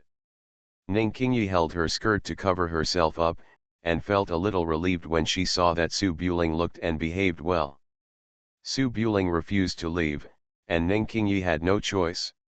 She was silent for a moment, gritted her teeth, sat on the soft couch, turned her back to Su Buling, and closed her eyes. "Hurry up, don't touch anywhere else. The beauty has snow on her back, and the subtle fragrance of orchid is striking." With a smile in his eyes, Su Buling put the candle closer, raised his hand to hold Ning Qingyi's delicate shoulder, and turned it slightly. "Come here." When the man's palm touched his shoulder, there was no obstruction from the fabric, and the feeling was not ordinary stimulation. Ning Qingyi trembled suddenly, opened her eyes and took a look, but couldn't say anything and turned slightly away. Su Buling sat forward, picked up the gold sore medicine and gauze, put his hands on his shoulders, and treated the skin wounds gently. Seeing that Ning Qingyi's body was very tight, she said helplessly, "Why are you so nervous? You are injured and you are tensing up. How do you want me to bandage it?" Ning Qingyi closed her eyes tightly, resisting the strange touch of her fingers moving on her back, and relaxed her body. "The words are still very straightforward. You are a man and you want to take advantage of me. How can I be calm and composed if I am not nervous? Su Buling was slightly dissatisfied, pulled Ning Qingyi closer, pressed Xuannui's back, and said softly. Miss Ning, I have never bullied you since we met, right? Ning Qingyi could clearly feel the man's hot breath on her back. She felt numb from her neck to her tailbone. She endured the strangeness and said coldly. No, you still take good care of me, but when you were in Chang'an, you repaid kindness with revenge and kissed me. That was a misunderstanding. I didn't bully you other times, right? Ning Qingyi thought for a while, but had nothing to say. No. Then why do you say I want to take advantage of you? It's wrong to slander others. Am I spewing blood? What kind of peace of mind do you have? You don't know. Ning Qingyi's breathing became a little rapid. She opened her eyes, tilted her head and revealed her side face. You know it yourself. I'm not Manzi. I can be fooled into confusion by just a few words from you. Can you tell me with your conscience, do you have any lust for me? Su Buling sat up a little straighter and said confidently. Of course there is. As a normal man with no lust, wouldn't I become a peach blossom Su Diao temple? Ning Qingyi's cold expression froze, but she didn't expect Su Buling to admit it directly. Her eyes were blank for a moment, and she frowned and said. Just admit it? Su Buletinling looked calm and said calmly, so what if I admit it? Are you going to sever ties with me and become strangers from now on? Ning Qingyi opened her mouth, but she didn't know how to respond. Yes, so what if Su Buling just covets her body? Talented and handsome, of about the same age, it seems quite normal. There's nothing wrong with her appearance, but it's her lack of lust that's really the problem. Ning Qingyi was obviously confused when she met Su Buling, who said, I'm sexy but I'm reasonable. She thought for a moment. How come we are strangers? A gentleman is magnanimous. Just tell me. Of course I won't mind. Only then was Su Buletinling satisfied, nodded, and started to bandage the wound again. Miss Ning, you know clearly that I have lust for you, but you still don't mind.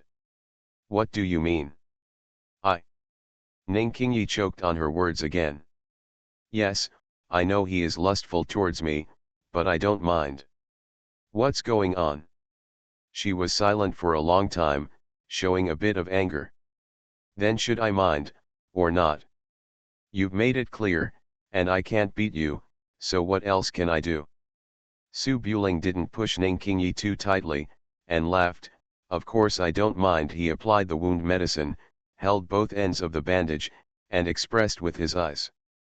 Put your hand up and I'll wrap it up for you. Hands up. Ning Qingyi lowered her head and took a look, hugging the skirt tighter in her arms. The prince is very fierce. Author, Guan Guan Gong Zi.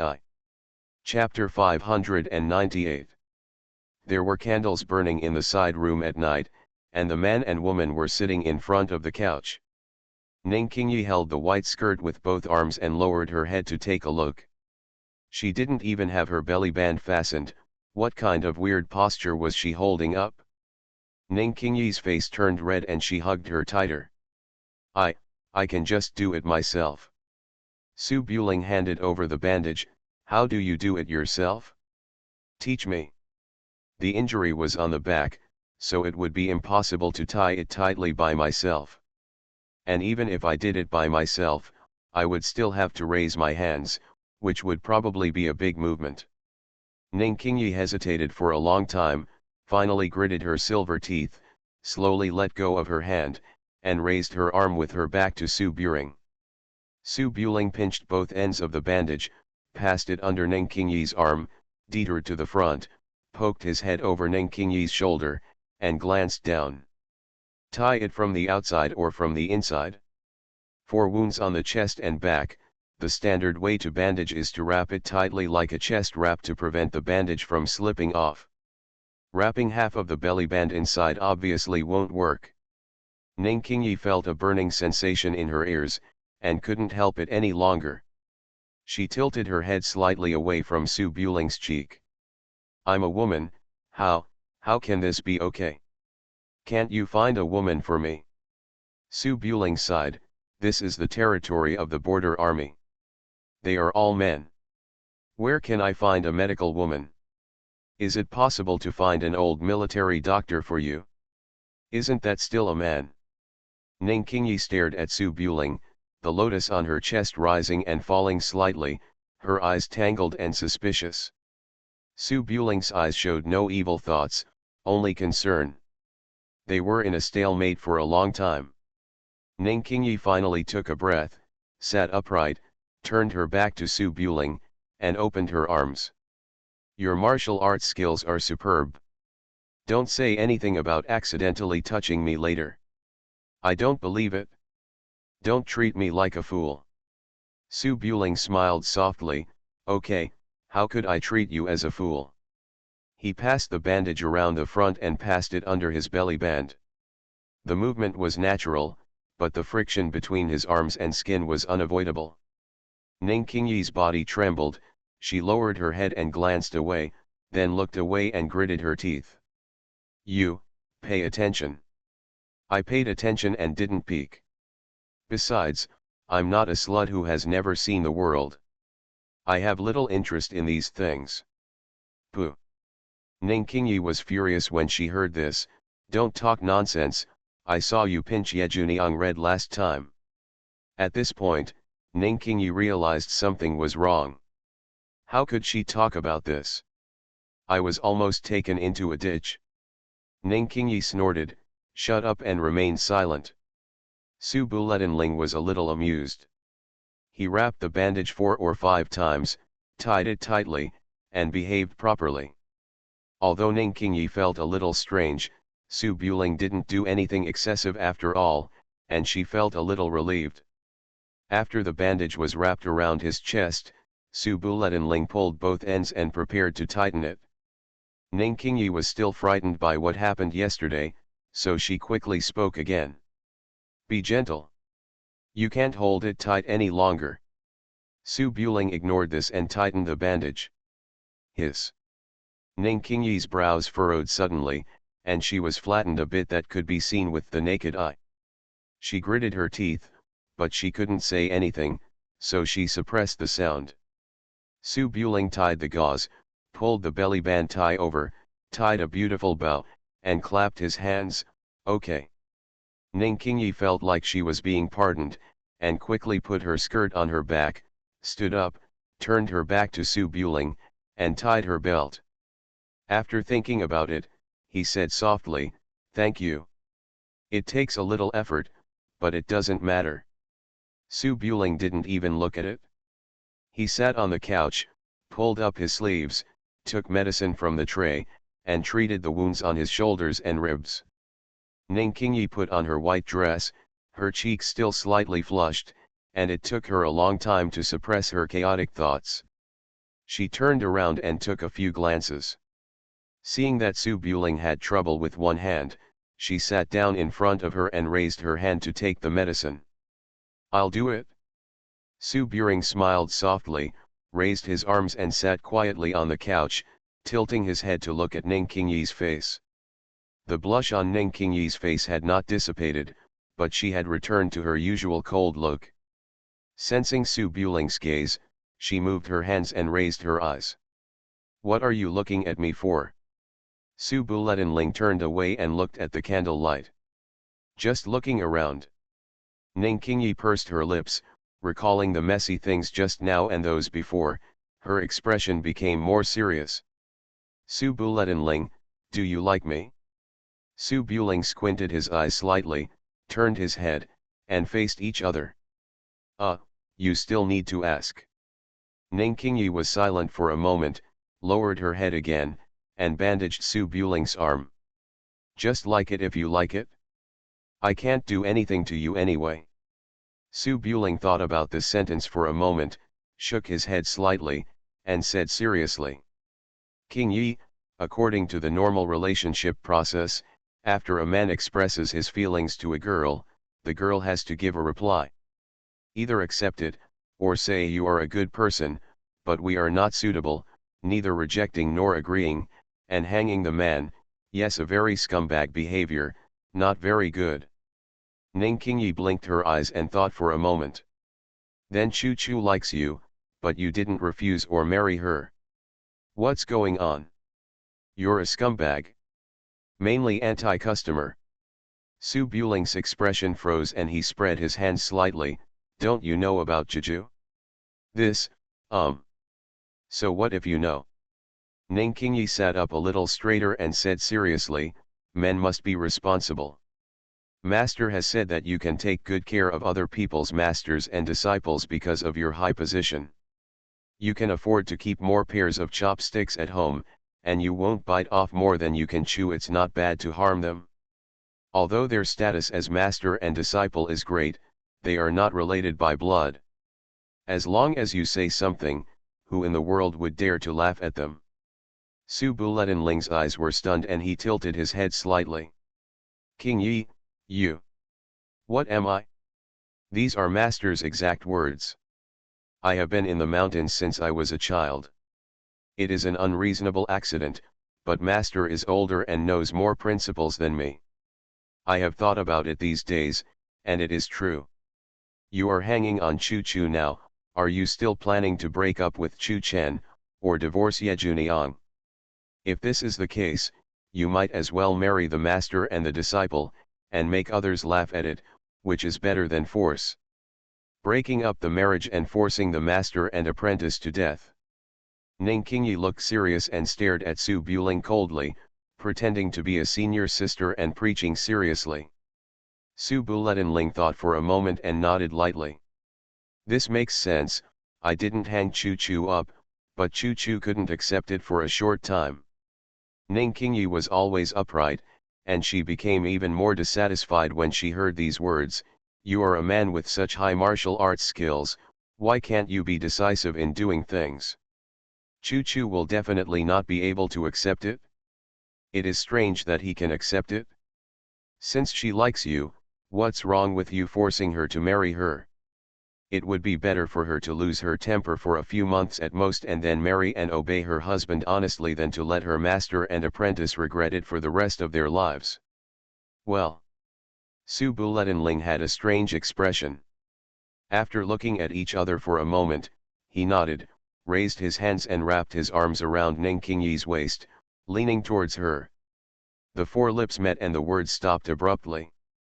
In the dimly lit wing, a man and a woman were sitting on the couch hugging each other. The man's eyes were gentle and loving, while the woman's eyes were full of shock. Ning Qingyi stared at her beautiful eyes.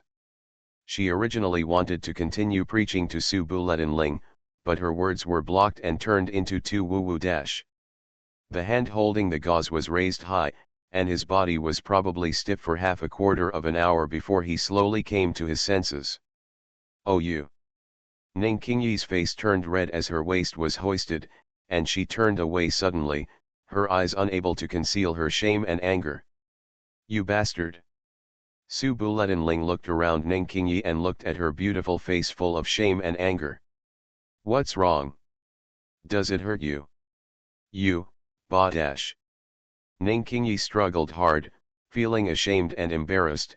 Why do you kiss me again? You idiot, let me go. Su Buring was a little confused. Didn't you say that men should take the initiative? Even if I force myself, you can lose your temper a few times at most. I'm talking about Chu Chu. Ning Qingyi was so angry that she pushed Su Buling away, wiped her red lips with her hand, and took the sword from the side. I asked you to be responsible for master and disciple Chu Chu. Why did you kiss me? You, I will chop you to death, you pervert. Hey. Su Buling raised his hands. Don't get excited, it's not the first time. You still know this isn't the first time. Ning Qingyi's face was so red that it looked like it was about to bleed. She sharply pointed her sword at Su Buling, and the four words "do not obey orders" shone brightly in the candle light. Last time you said you would be mistaken, I believe you for now. How are you going to explain this time? Su Buletin looked calm. Didn't you ask me just now? You know that I have lust for you, but you don't mind. What else does this explain? You said that men should take the initiative, so I will listen to you. Ning Qingyi was so distraught that she was not very good at dealing with emotions, so how could she understand these nonsense words taken out of context? She was breathing heavily and stared at Su Buling for a long time, pointing her sword at the door. Get out. Su Buling nodded, stood up and walked to the door. Ning Qingyi could barely hold the sword in her hand, and the blade kept trembling. After staring at Su Buling as he walked out of the room, she hurried over and closed the door with a bang. Su Buling heard the sound of the door bolt being inserted behind him and sighed. Qingyi, are you hungry? I'll go out to buy some food. What do you want to eat? I don't want to eat, please leave quickly. There's a wartime night curfew. If you don't eat, you'll have to wait until tomorrow. Think about it. Whatever. What I was talking about just now was Chu Chu. Chu Chu only lost her temper for a few months because she liked you. I didn't say I liked you, I just didn't mind. That's because you were kind to me. I know, I know. Su Buling nodded with a smile, straightened his clothes, and walked out of the eaves. Thank you to book friend 201911111805535333 for the 10,000 reward. Guys, please give this chapter a thumbs up. You are listening to Novels at Bless Up channel. Wish you happiness and luck. Please subscribe to receive new novels. How do you feel about this novel? Please like and leave a comment. The prince is very fierce. Author, Guan Gong Zi. Chapter 599. The ship sailed down the Fen River into the Yellow River. With the help of the river water and the north wind, it arrived at Fenglingdu, 800 miles away, in just 3 days, only 200 miles away from Chang'an City. 3 days is a short time, but for the ever-changing battlefield, it is enough for the cavalry to advance 300 miles with a lightning attack. The central part of the court was empty of troops, and it was too late to send reinforcements to Taiyuan in 3 days. The army of northern Qi was unstoppable all the way, and almost no decent obstacles were encountered. It has now reached Huazhu in the west, Changshan in the winter, and Handan in the south, and a huge gap has been dug on the eastern front. The capital Taiyuan city was surrounded by 10 times the number of troops, and it was already in danger under the day and night attacks. Judging from the current situation, it was only a matter of time before the city was broken. The front line was pushed too far and the food and grass could not keep up. Northern Qi no longer forced the march forward, but turned to building the pass city defense, first eating this springboard to the central plains. Once northern Qi gained a foothold, it would not be easy to fight back. It can be said that the only good news in these long days was that Su Buling captured the king in front of the battlefield, and all the other news was bad news. With the outbreak of war in the east, the appearance of Fenglingdu town has changed greatly. The Jianghu disappeared without a trace, and instead, the endless Guanzhong army, led by the generals, marched northward. At the Yellow River Ferry, on the terrace on the second floor of the shipbuilding, Lu Hongluan and Xiao Xiang'er stood together, looking at the mighty army on the river bank.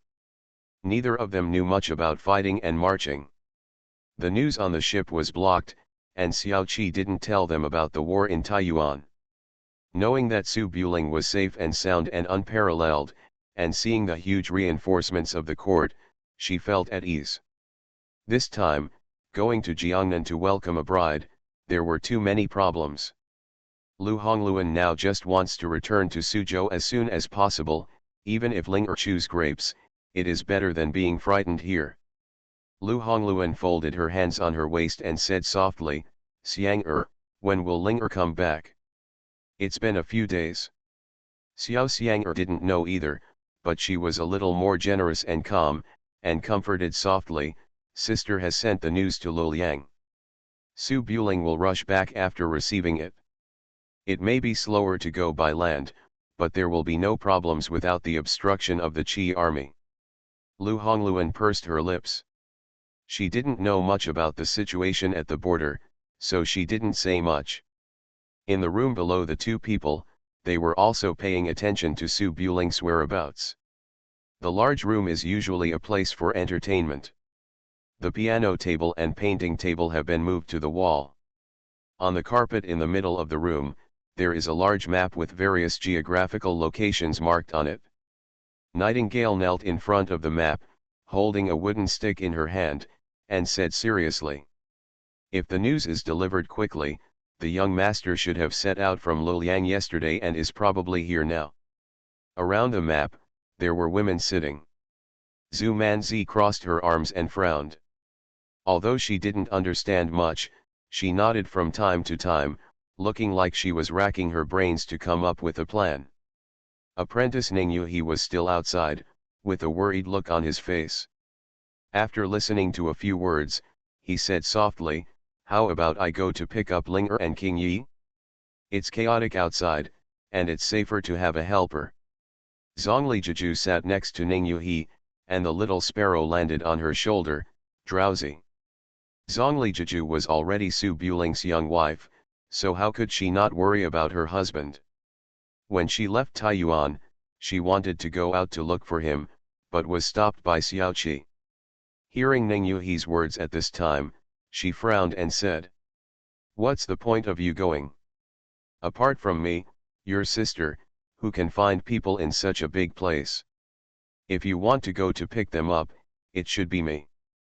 Zhongli Chuchu sat sideways and leaned on Manzi, still a little resentful of her cheating master. Especially when she heard about Su Buling and Ning Qingyi's heroic deeds of capturing the king and the enemy generals alive in Taiyuan, Manzi envied them to death. But the two of them could only escape on the boat and watch Ning Qingyi as the heroine on the battlefield. Naturally, she felt unbalanced. Manzi was fine. She was not good at martial arts and was not tall. She had no chance to accompany Su Buling on the battlefield. Zhongli Chuchu was different. She had a good foundation. If Zhongli Jiju had been willing to teach her real kung fu instead of teaching her how to be beautiful, she would definitely be able to capture the enemy prince alive with Su Buling this time. How could she be standing here like a vase? Hearing what the master said, Zhongli Chuchu snorted with a little dissatisfaction. "I could have helped Master Su, but I was despised for my poor martial arts. If I could learn half of your skills, I wouldn't be sitting here anxiously now." When Chuchu spoke, Jiju felt guilty and her momentum naturally weakened a bit. "I'll teach you, I'm sure it will be useful next time. Let's talk about the current solution first." Song Yufu is not a woman of the world, so she naturally doesn't care about this kind of self-willed help. She held an opposing opinion and gently dissuaded him. "Sister Jiju, please don't sneak out. If we mess around, it will only cause trouble. If Miss Xiao knows, she will be distracted again." Because Zhongli Jiju did not hide it, Zhu Manzi had already learned that De Zhong had stolen her man. She and her good sister Chuchu shared the same hatred and snorted. "Don't worry, De Zhong is now Mr. Su's young wife. How dare you disturb Miss Xiao, right, Daning?" Ning Yuhi and Zhongli Jiju are sworn enemies. She should have followed Manzi's words and laughed at Zhongli Jiju. But the two of them were lying down together, so they didn't have the nerve to laugh at each other at 50 steps. They just smiled and didn't say anything. Compared with the random thoughts of a group of chivalrous women, Xiaoqi was obviously much more serious. In the study room on the second floor, Xiaoqi was sitting behind a desk, wearing a long black dress. She looked a little tired, but her eyes were still clear and sharp, with the aura of a superior who had everything under control. Sitting next to the coffee table in the study was not an outsider, but Lao Xiao, the doorkeeper of Prince Su's palace who had not been seen for a long time. After half a year, Lao Xiao's appearance has not changed much. He has the same servant's hat as always, his crutches at his hand, and he is holding a teacup in his hand. In front of the future princess, Lao Xiao rarely lost his rude appearance and sat upright, even showing a bit of immortality. Su Buling went to the south of the Yangtze River to welcome his bride. Lao Xiao had been busy in Chang'an City for nearly 2 years and made too many enemies in the world, so he did not go with him.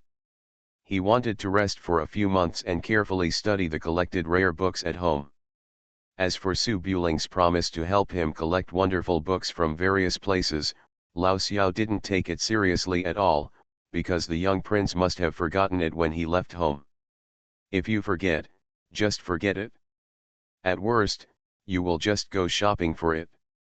But my little prince forgot to collect books, but he did not forget to use him. Lao Xiao was having a good time in the Suzhou tea house, when suddenly an urgent letter came over asking him to order the ancestral hall in Wudane Mountain. Oh my God! For the Patriarch Hall in Wudane Mountain, it would be better for him to go to the Song Ancestral Hall. At least the Song Ancestral Hall doesn't have so many stinky cow noses squatting with strong martial arts skills. I believe everyone is here, you can't pretend you didn't see it. Lao Xiao could only walk thousands of miles to Wudane Mountain with a cane. He spent a lot of energy and reached the outside of the Patriarch's Hall at Tianzi Peak. Just order the Ancestral Master Hall. It's not a big deal if it's a run-down house. But as soon as Lao Xiao set fire to the Ancestral Hall, his own young prince killed Wudane as the master. I'll be a good boy. If this news hadn't come, Lao Xiao wouldn't have known that there were so many immortals hiding near Wudane Mountain to cultivate immortality. Even Master Kingxiu came out with a sword. The scene was called 8 Immortals Crossing the Sea, each showing his magical powers. Lao Xiao is sitting on the boat now, and he can't believe that he actually escaped alive. But the matter is finally done. If he is tormented by his young prince again, he will probably die outside. Lao Xiao put down his teacup and turned his head to look at Xiao Qi. Miss Xiao, do you have any more orders? Young prince, I won't wait any longer. I have to go back and focus on the wedding banquet. Now that the war is urgent, Prince Su may not have the energy to deal with this. Xiao Qi knew that Lao Xiao was the door god of Prince Su and his son, and her words were quite intimate, so she smiled and said, I have sent a letter to Su Buling, asking him to dedicate Zhangkai to the court to ease the relationship between Chang'an and Ziliang. Mr. Xiao can just inform King Su about this. Old Xiao rubbed his teacup and shook his head, I'm afraid this relationship will not be improved. With the temper of the young prince, if there is a chance, he can chop off the current emperor with one knife, and there will never be a second knife. The current emperor is similar. Xiao Qi naturally knew how deep the conflict between the emperor and Prince Su was, so she just chuckled and said, the situation is changing rapidly. As long as the emperors, generals, and ministers share the same interests, there is no conflict that cannot be resolved. The south and north of the Yangtze River are in turmoil at the same time. The Qi army occupies the central part to isolate the east and west. The soldiers and horses of the western Liaoning Protectorate cannot reach Guanzhong Road. If at this time the kings of Chu and Wu gathered their troops to go to the capital, and the imperial court did not dare to mobilize the border troops to defend Guanzhong, the only one they could rely on was King Su. If the relationship is too tense, it will be difficult to negotiate. What does the eldest lady mean, is to let the prince lead troops into Guanzhong to quell the rebellion of the kings. This seems to be of no benefit to Ziliang. Xiao Qi looked calm, of course there is no benefit in the short term. But as long as I can enter Guanzhong Road, I have the final say whether I can go back or not. Lao Xiao thought about it for a moment and nodded slowly, I'm an old man and I can't understand this. Just bring it to me. I can't say whether King Su will agree. The general trend is that King Su has no choice. I will discuss these matters in detail with King Su after I arrive in Suzhou. He. Lao Xiao nodded, said no more, got up and walked out of the study. The prince is very fierce. Author, Guan Guan Gong Zi. Chapter 600. After staying in Fangshan County for nearly 5 days, Xiao Qi, who arrived at Fenglingdu, sent the current location and arrangements to Su Buling, so that he could set off and meet up at Fenglingdu. Ning Qingyi was kissed again, and it goes without saying what his reaction was. For the past few days, he basically stayed away from her. He changed his wounds and refused to let Su Buling help him. He even hugged his sword when he slept. The two lived in the same house, but they could not see each other from morning to night, and they ate separately. Su Buling knew Qingyi's temperament. He had been lacking in emotions since childhood and didn't know how to deal with it. He needed to think for a long time before he could recover. Naturally, he didn't pursue him relentlessly. As the eldest grandson of General Su Lai and the young master of the Ziliang army, even if Su Buling could not control the east, he could not hide in the house and flirt with beauties when fighting in the east. He still had to do superficial work. He stayed in the military tent in Fangshan County during the day, paying attention to the ever-changing situation on the battlefield in Taiyuan. The next day after arriving, the court sent a commendation letter 800 miles away in an emergency. Su Buling was allowed to decide on his own how to deal with Zhang Kai. Su Buling naturally understood the meaning of this common rhetoric used by superiors to treat subordinates in the officialdom. It was just to let him be more discerning. Xiao Qi had already made some plans in her letter. For the sake of greater benefits in the future, Su Buling did not mind shaking hands with the court first. The Prince Zhang Kai was left in the Fangshan County military camp and escorted to Chang'an by the border army. He became a captive of Dayu in case of emergency in the future. Su Buling's reply to the court was naturally the Su family has the responsibility to defend the land, enjoys the emperor's kindness, and eats the fief of the people.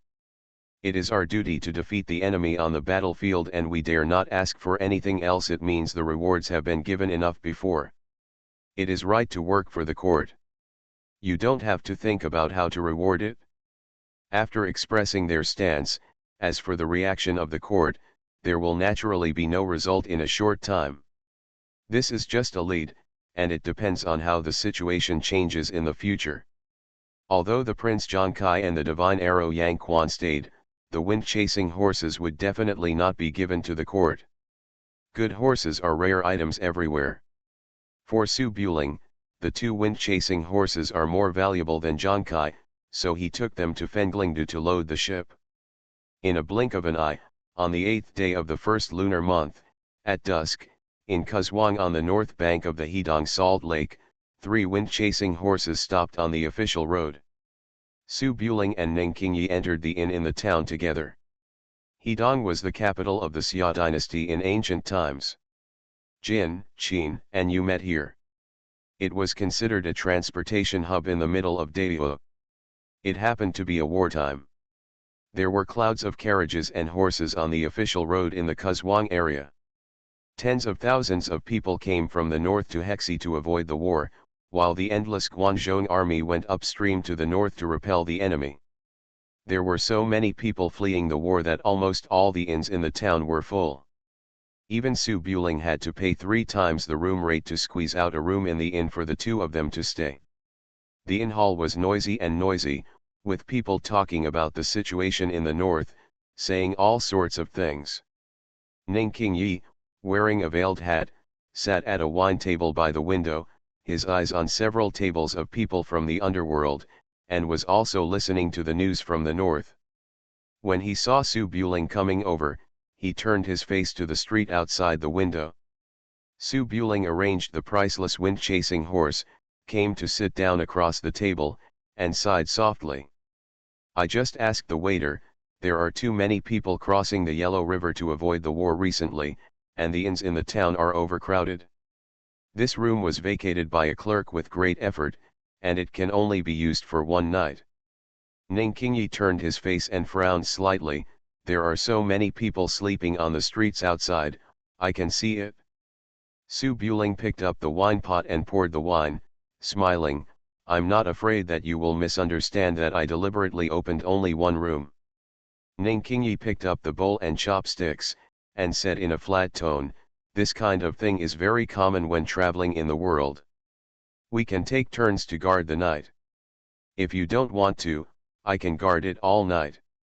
There was obviously a bit of coldness in his words, and he was not very close. Su Buling placed the wine glass in front of Ning Qingyi and smiled. What? Are you still angry? Ning Qingyi was straightforward by nature, and he put down his bowl and chopsticks after hearing this. How can I calm down? In Chang'an City, I thought you misunderstood, and you came again a few days ago. I am a pure girl, and you have nothing to do with me. What's the difference between your behavior and those dandy boys who bully men and women? Su Buling raised his head and made a shushing gesture. There are many people in the inn, let's talk later. Ning Qingyi looked around a few times, lowered his voice a little, and snorted. When I was in Chang'an City, I heard the storyteller say that you bullied men and women, forced women of good character into prostitution. It's forced women of good character into marriage. You. Ning Qingyi held it in for a long time and simply stopped talking. Su Buling chuckled and began to pour himself a drink. Kuzhuang is still 200 miles away from Fenglingdu. With the speed of the wind-chasing horse, it should be able to return to the ship tomorrow afternoon. He will continue to be taken turns by the ladies soon. Su Buling is in a very good mood. During his leisure time, he also listens to the gossips of all kinds of people. If we talk about the fastest way to spread news, apart from the Imperial Court's 800-mile express post station, it is only the mouths of the people in the martial arts world. Sometimes, the news in the martial arts world is even faster than the official news. Just halfway through the meal, a few martial arts people who had just arrived at the inn talked to each other and caught the attention of the two. I heard that something big happened in Jiangnan. The Eagle Tower rebelled there, and took millions of rebels to attack cities everywhere, and they are about to take down Hangzhou. Yeah, something happened in the north. I heard that the Liaoxi army ran back halfway, and there wasn't even anyone to counter the rebellion. Then what should I do? Don't want Jiangnan. The inn was originally a gathering place for the 3 religions and 9 streams, but during the war, some news quickly attracted everyone's attention and they began to participate in the discussion. Ning Qingyi frowned, listened to a few words, and asked. Hey, there are more than 1 million rebels in Jiangnan? Was it Li Hanzheng who brought them together? Su Buling knew that Qingyi hated Li Hanzheng very much, and causing trouble in Jiangnan would deepen the hostility. He shook his head. There are not as many as 1 million people, but there must be more than 10 or 200,000. Everything is planned by King Wu behind the scenes, directed and acted by himself, and has little to do with Li Hanzheng. Why do they do this? Su Buling thought for a while, but before he could formulate a word, a few people chatting with him answered for him. Jiangnan is in chaos, and King Wu can't suppress it. I heard that he just announced that Jiangnan was impeached. Zhang Huke said this, his voice lowered a bit, he looked around to make sure there was no official, and then pointed in the direction of Chang'an with his hand. To impeach the current emperor, what is said, since he took the throne, he has carried out tyranny and torture, imposed heavy taxes and plundered the people's fat, and maintained a large number of troops. He failed to fulfill his responsibility to defend the land, resulting in the loss of the border and the rebellion in the south of the Yangtze River. He has violated the responsibilities of an emperor and is not worthy of being a king. Buzz. As soon as these words came out, everyone in the inn shrank. Some stood up and left to avoid getting into trouble, while others cautiously came closer to ask whether it was true or false. Su Buling was slightly stunned when he heard this. He didn't expect King Wu to move so quickly. Ning Qingyi was confused when he heard it, but he felt the same thing about extremely tyrannical torture. After Song Ji came to power, he Iron Eagle hunted the deer, killing rivers and lakes with blood. Countless Jianghu families had their families exterminated and their homes confiscated. It is not an exaggeration to describe them as tyranny and torture. Anyone who is a Jianghu person will feel that these words are spoken to their heart. Ning Qingyi thought for a moment, and in order to prevent others from overhearing her chat, she stood up and sat in front of Su Buling, leaned closer and asked softly. King Wu rebelled. Su Buling drank wine with a calm expression and responded softly. It's not a rebellion, it's about deposing the emperor and establishing a new one. Just like King Wu's defeat of Zhou, the emperor was unethical and brought harm to the people. Grand masters, vassals, and courtiers can unite to depose the monarch. There are many deposed emperors in history. But most of them were caused by the emperor's inability to suppress the court, relatives, and various princes. There were only a few who were deposed because of their stupidity. Ning Qingyi was slightly puzzled. Can the emperor still be dismissed from office? Of course. When he loses his prestige and the people under his command are disobedient, the emperor is just an ordinary person. But it is a bit difficult to depose Songji from the throne. King Wu announced to the world and established several charges against Songji: tyranny and torture, excessive taxes, loss of territory, and ignorance of disasters can indeed be the reasons for deposing the emperor. However, since Songji took the throne, he was diligent in government affairs and measured rewards and punishments, and his reputation among officials was extremely good. We have to attack Taiyuan, but the Guanzhong army can fight back. As long as the civil and military forces of the Manchu dynasty do not agree, the emperor cannot be deposed. What should we do? Now that the king of Wu has made it clear, he will definitely not fulfill his duties as a vassal king and listen to Songji's words. Under normal circumstances, Songji would definitely send troops to destroy the king of Wu, but now that something is happening in the north, it will be difficult to calm the king of Wu in time. If my guess is correct, the king of Wu will soon form an alliance with the kings of Wei and Yu, and will not send troops to help the north or pay annual tribute, forcing Songji to abdicate in favor of talents. If Songji does not retreat, he will find reasons to send troops to attack Guanzhong. The meaning of King Chu is very important now. King Chu is sandwiched between the two sides and has strong soldiers and horses. If he stands on the side of Song and Ji, he will definitely send King Chu to defeat the three kings in the east.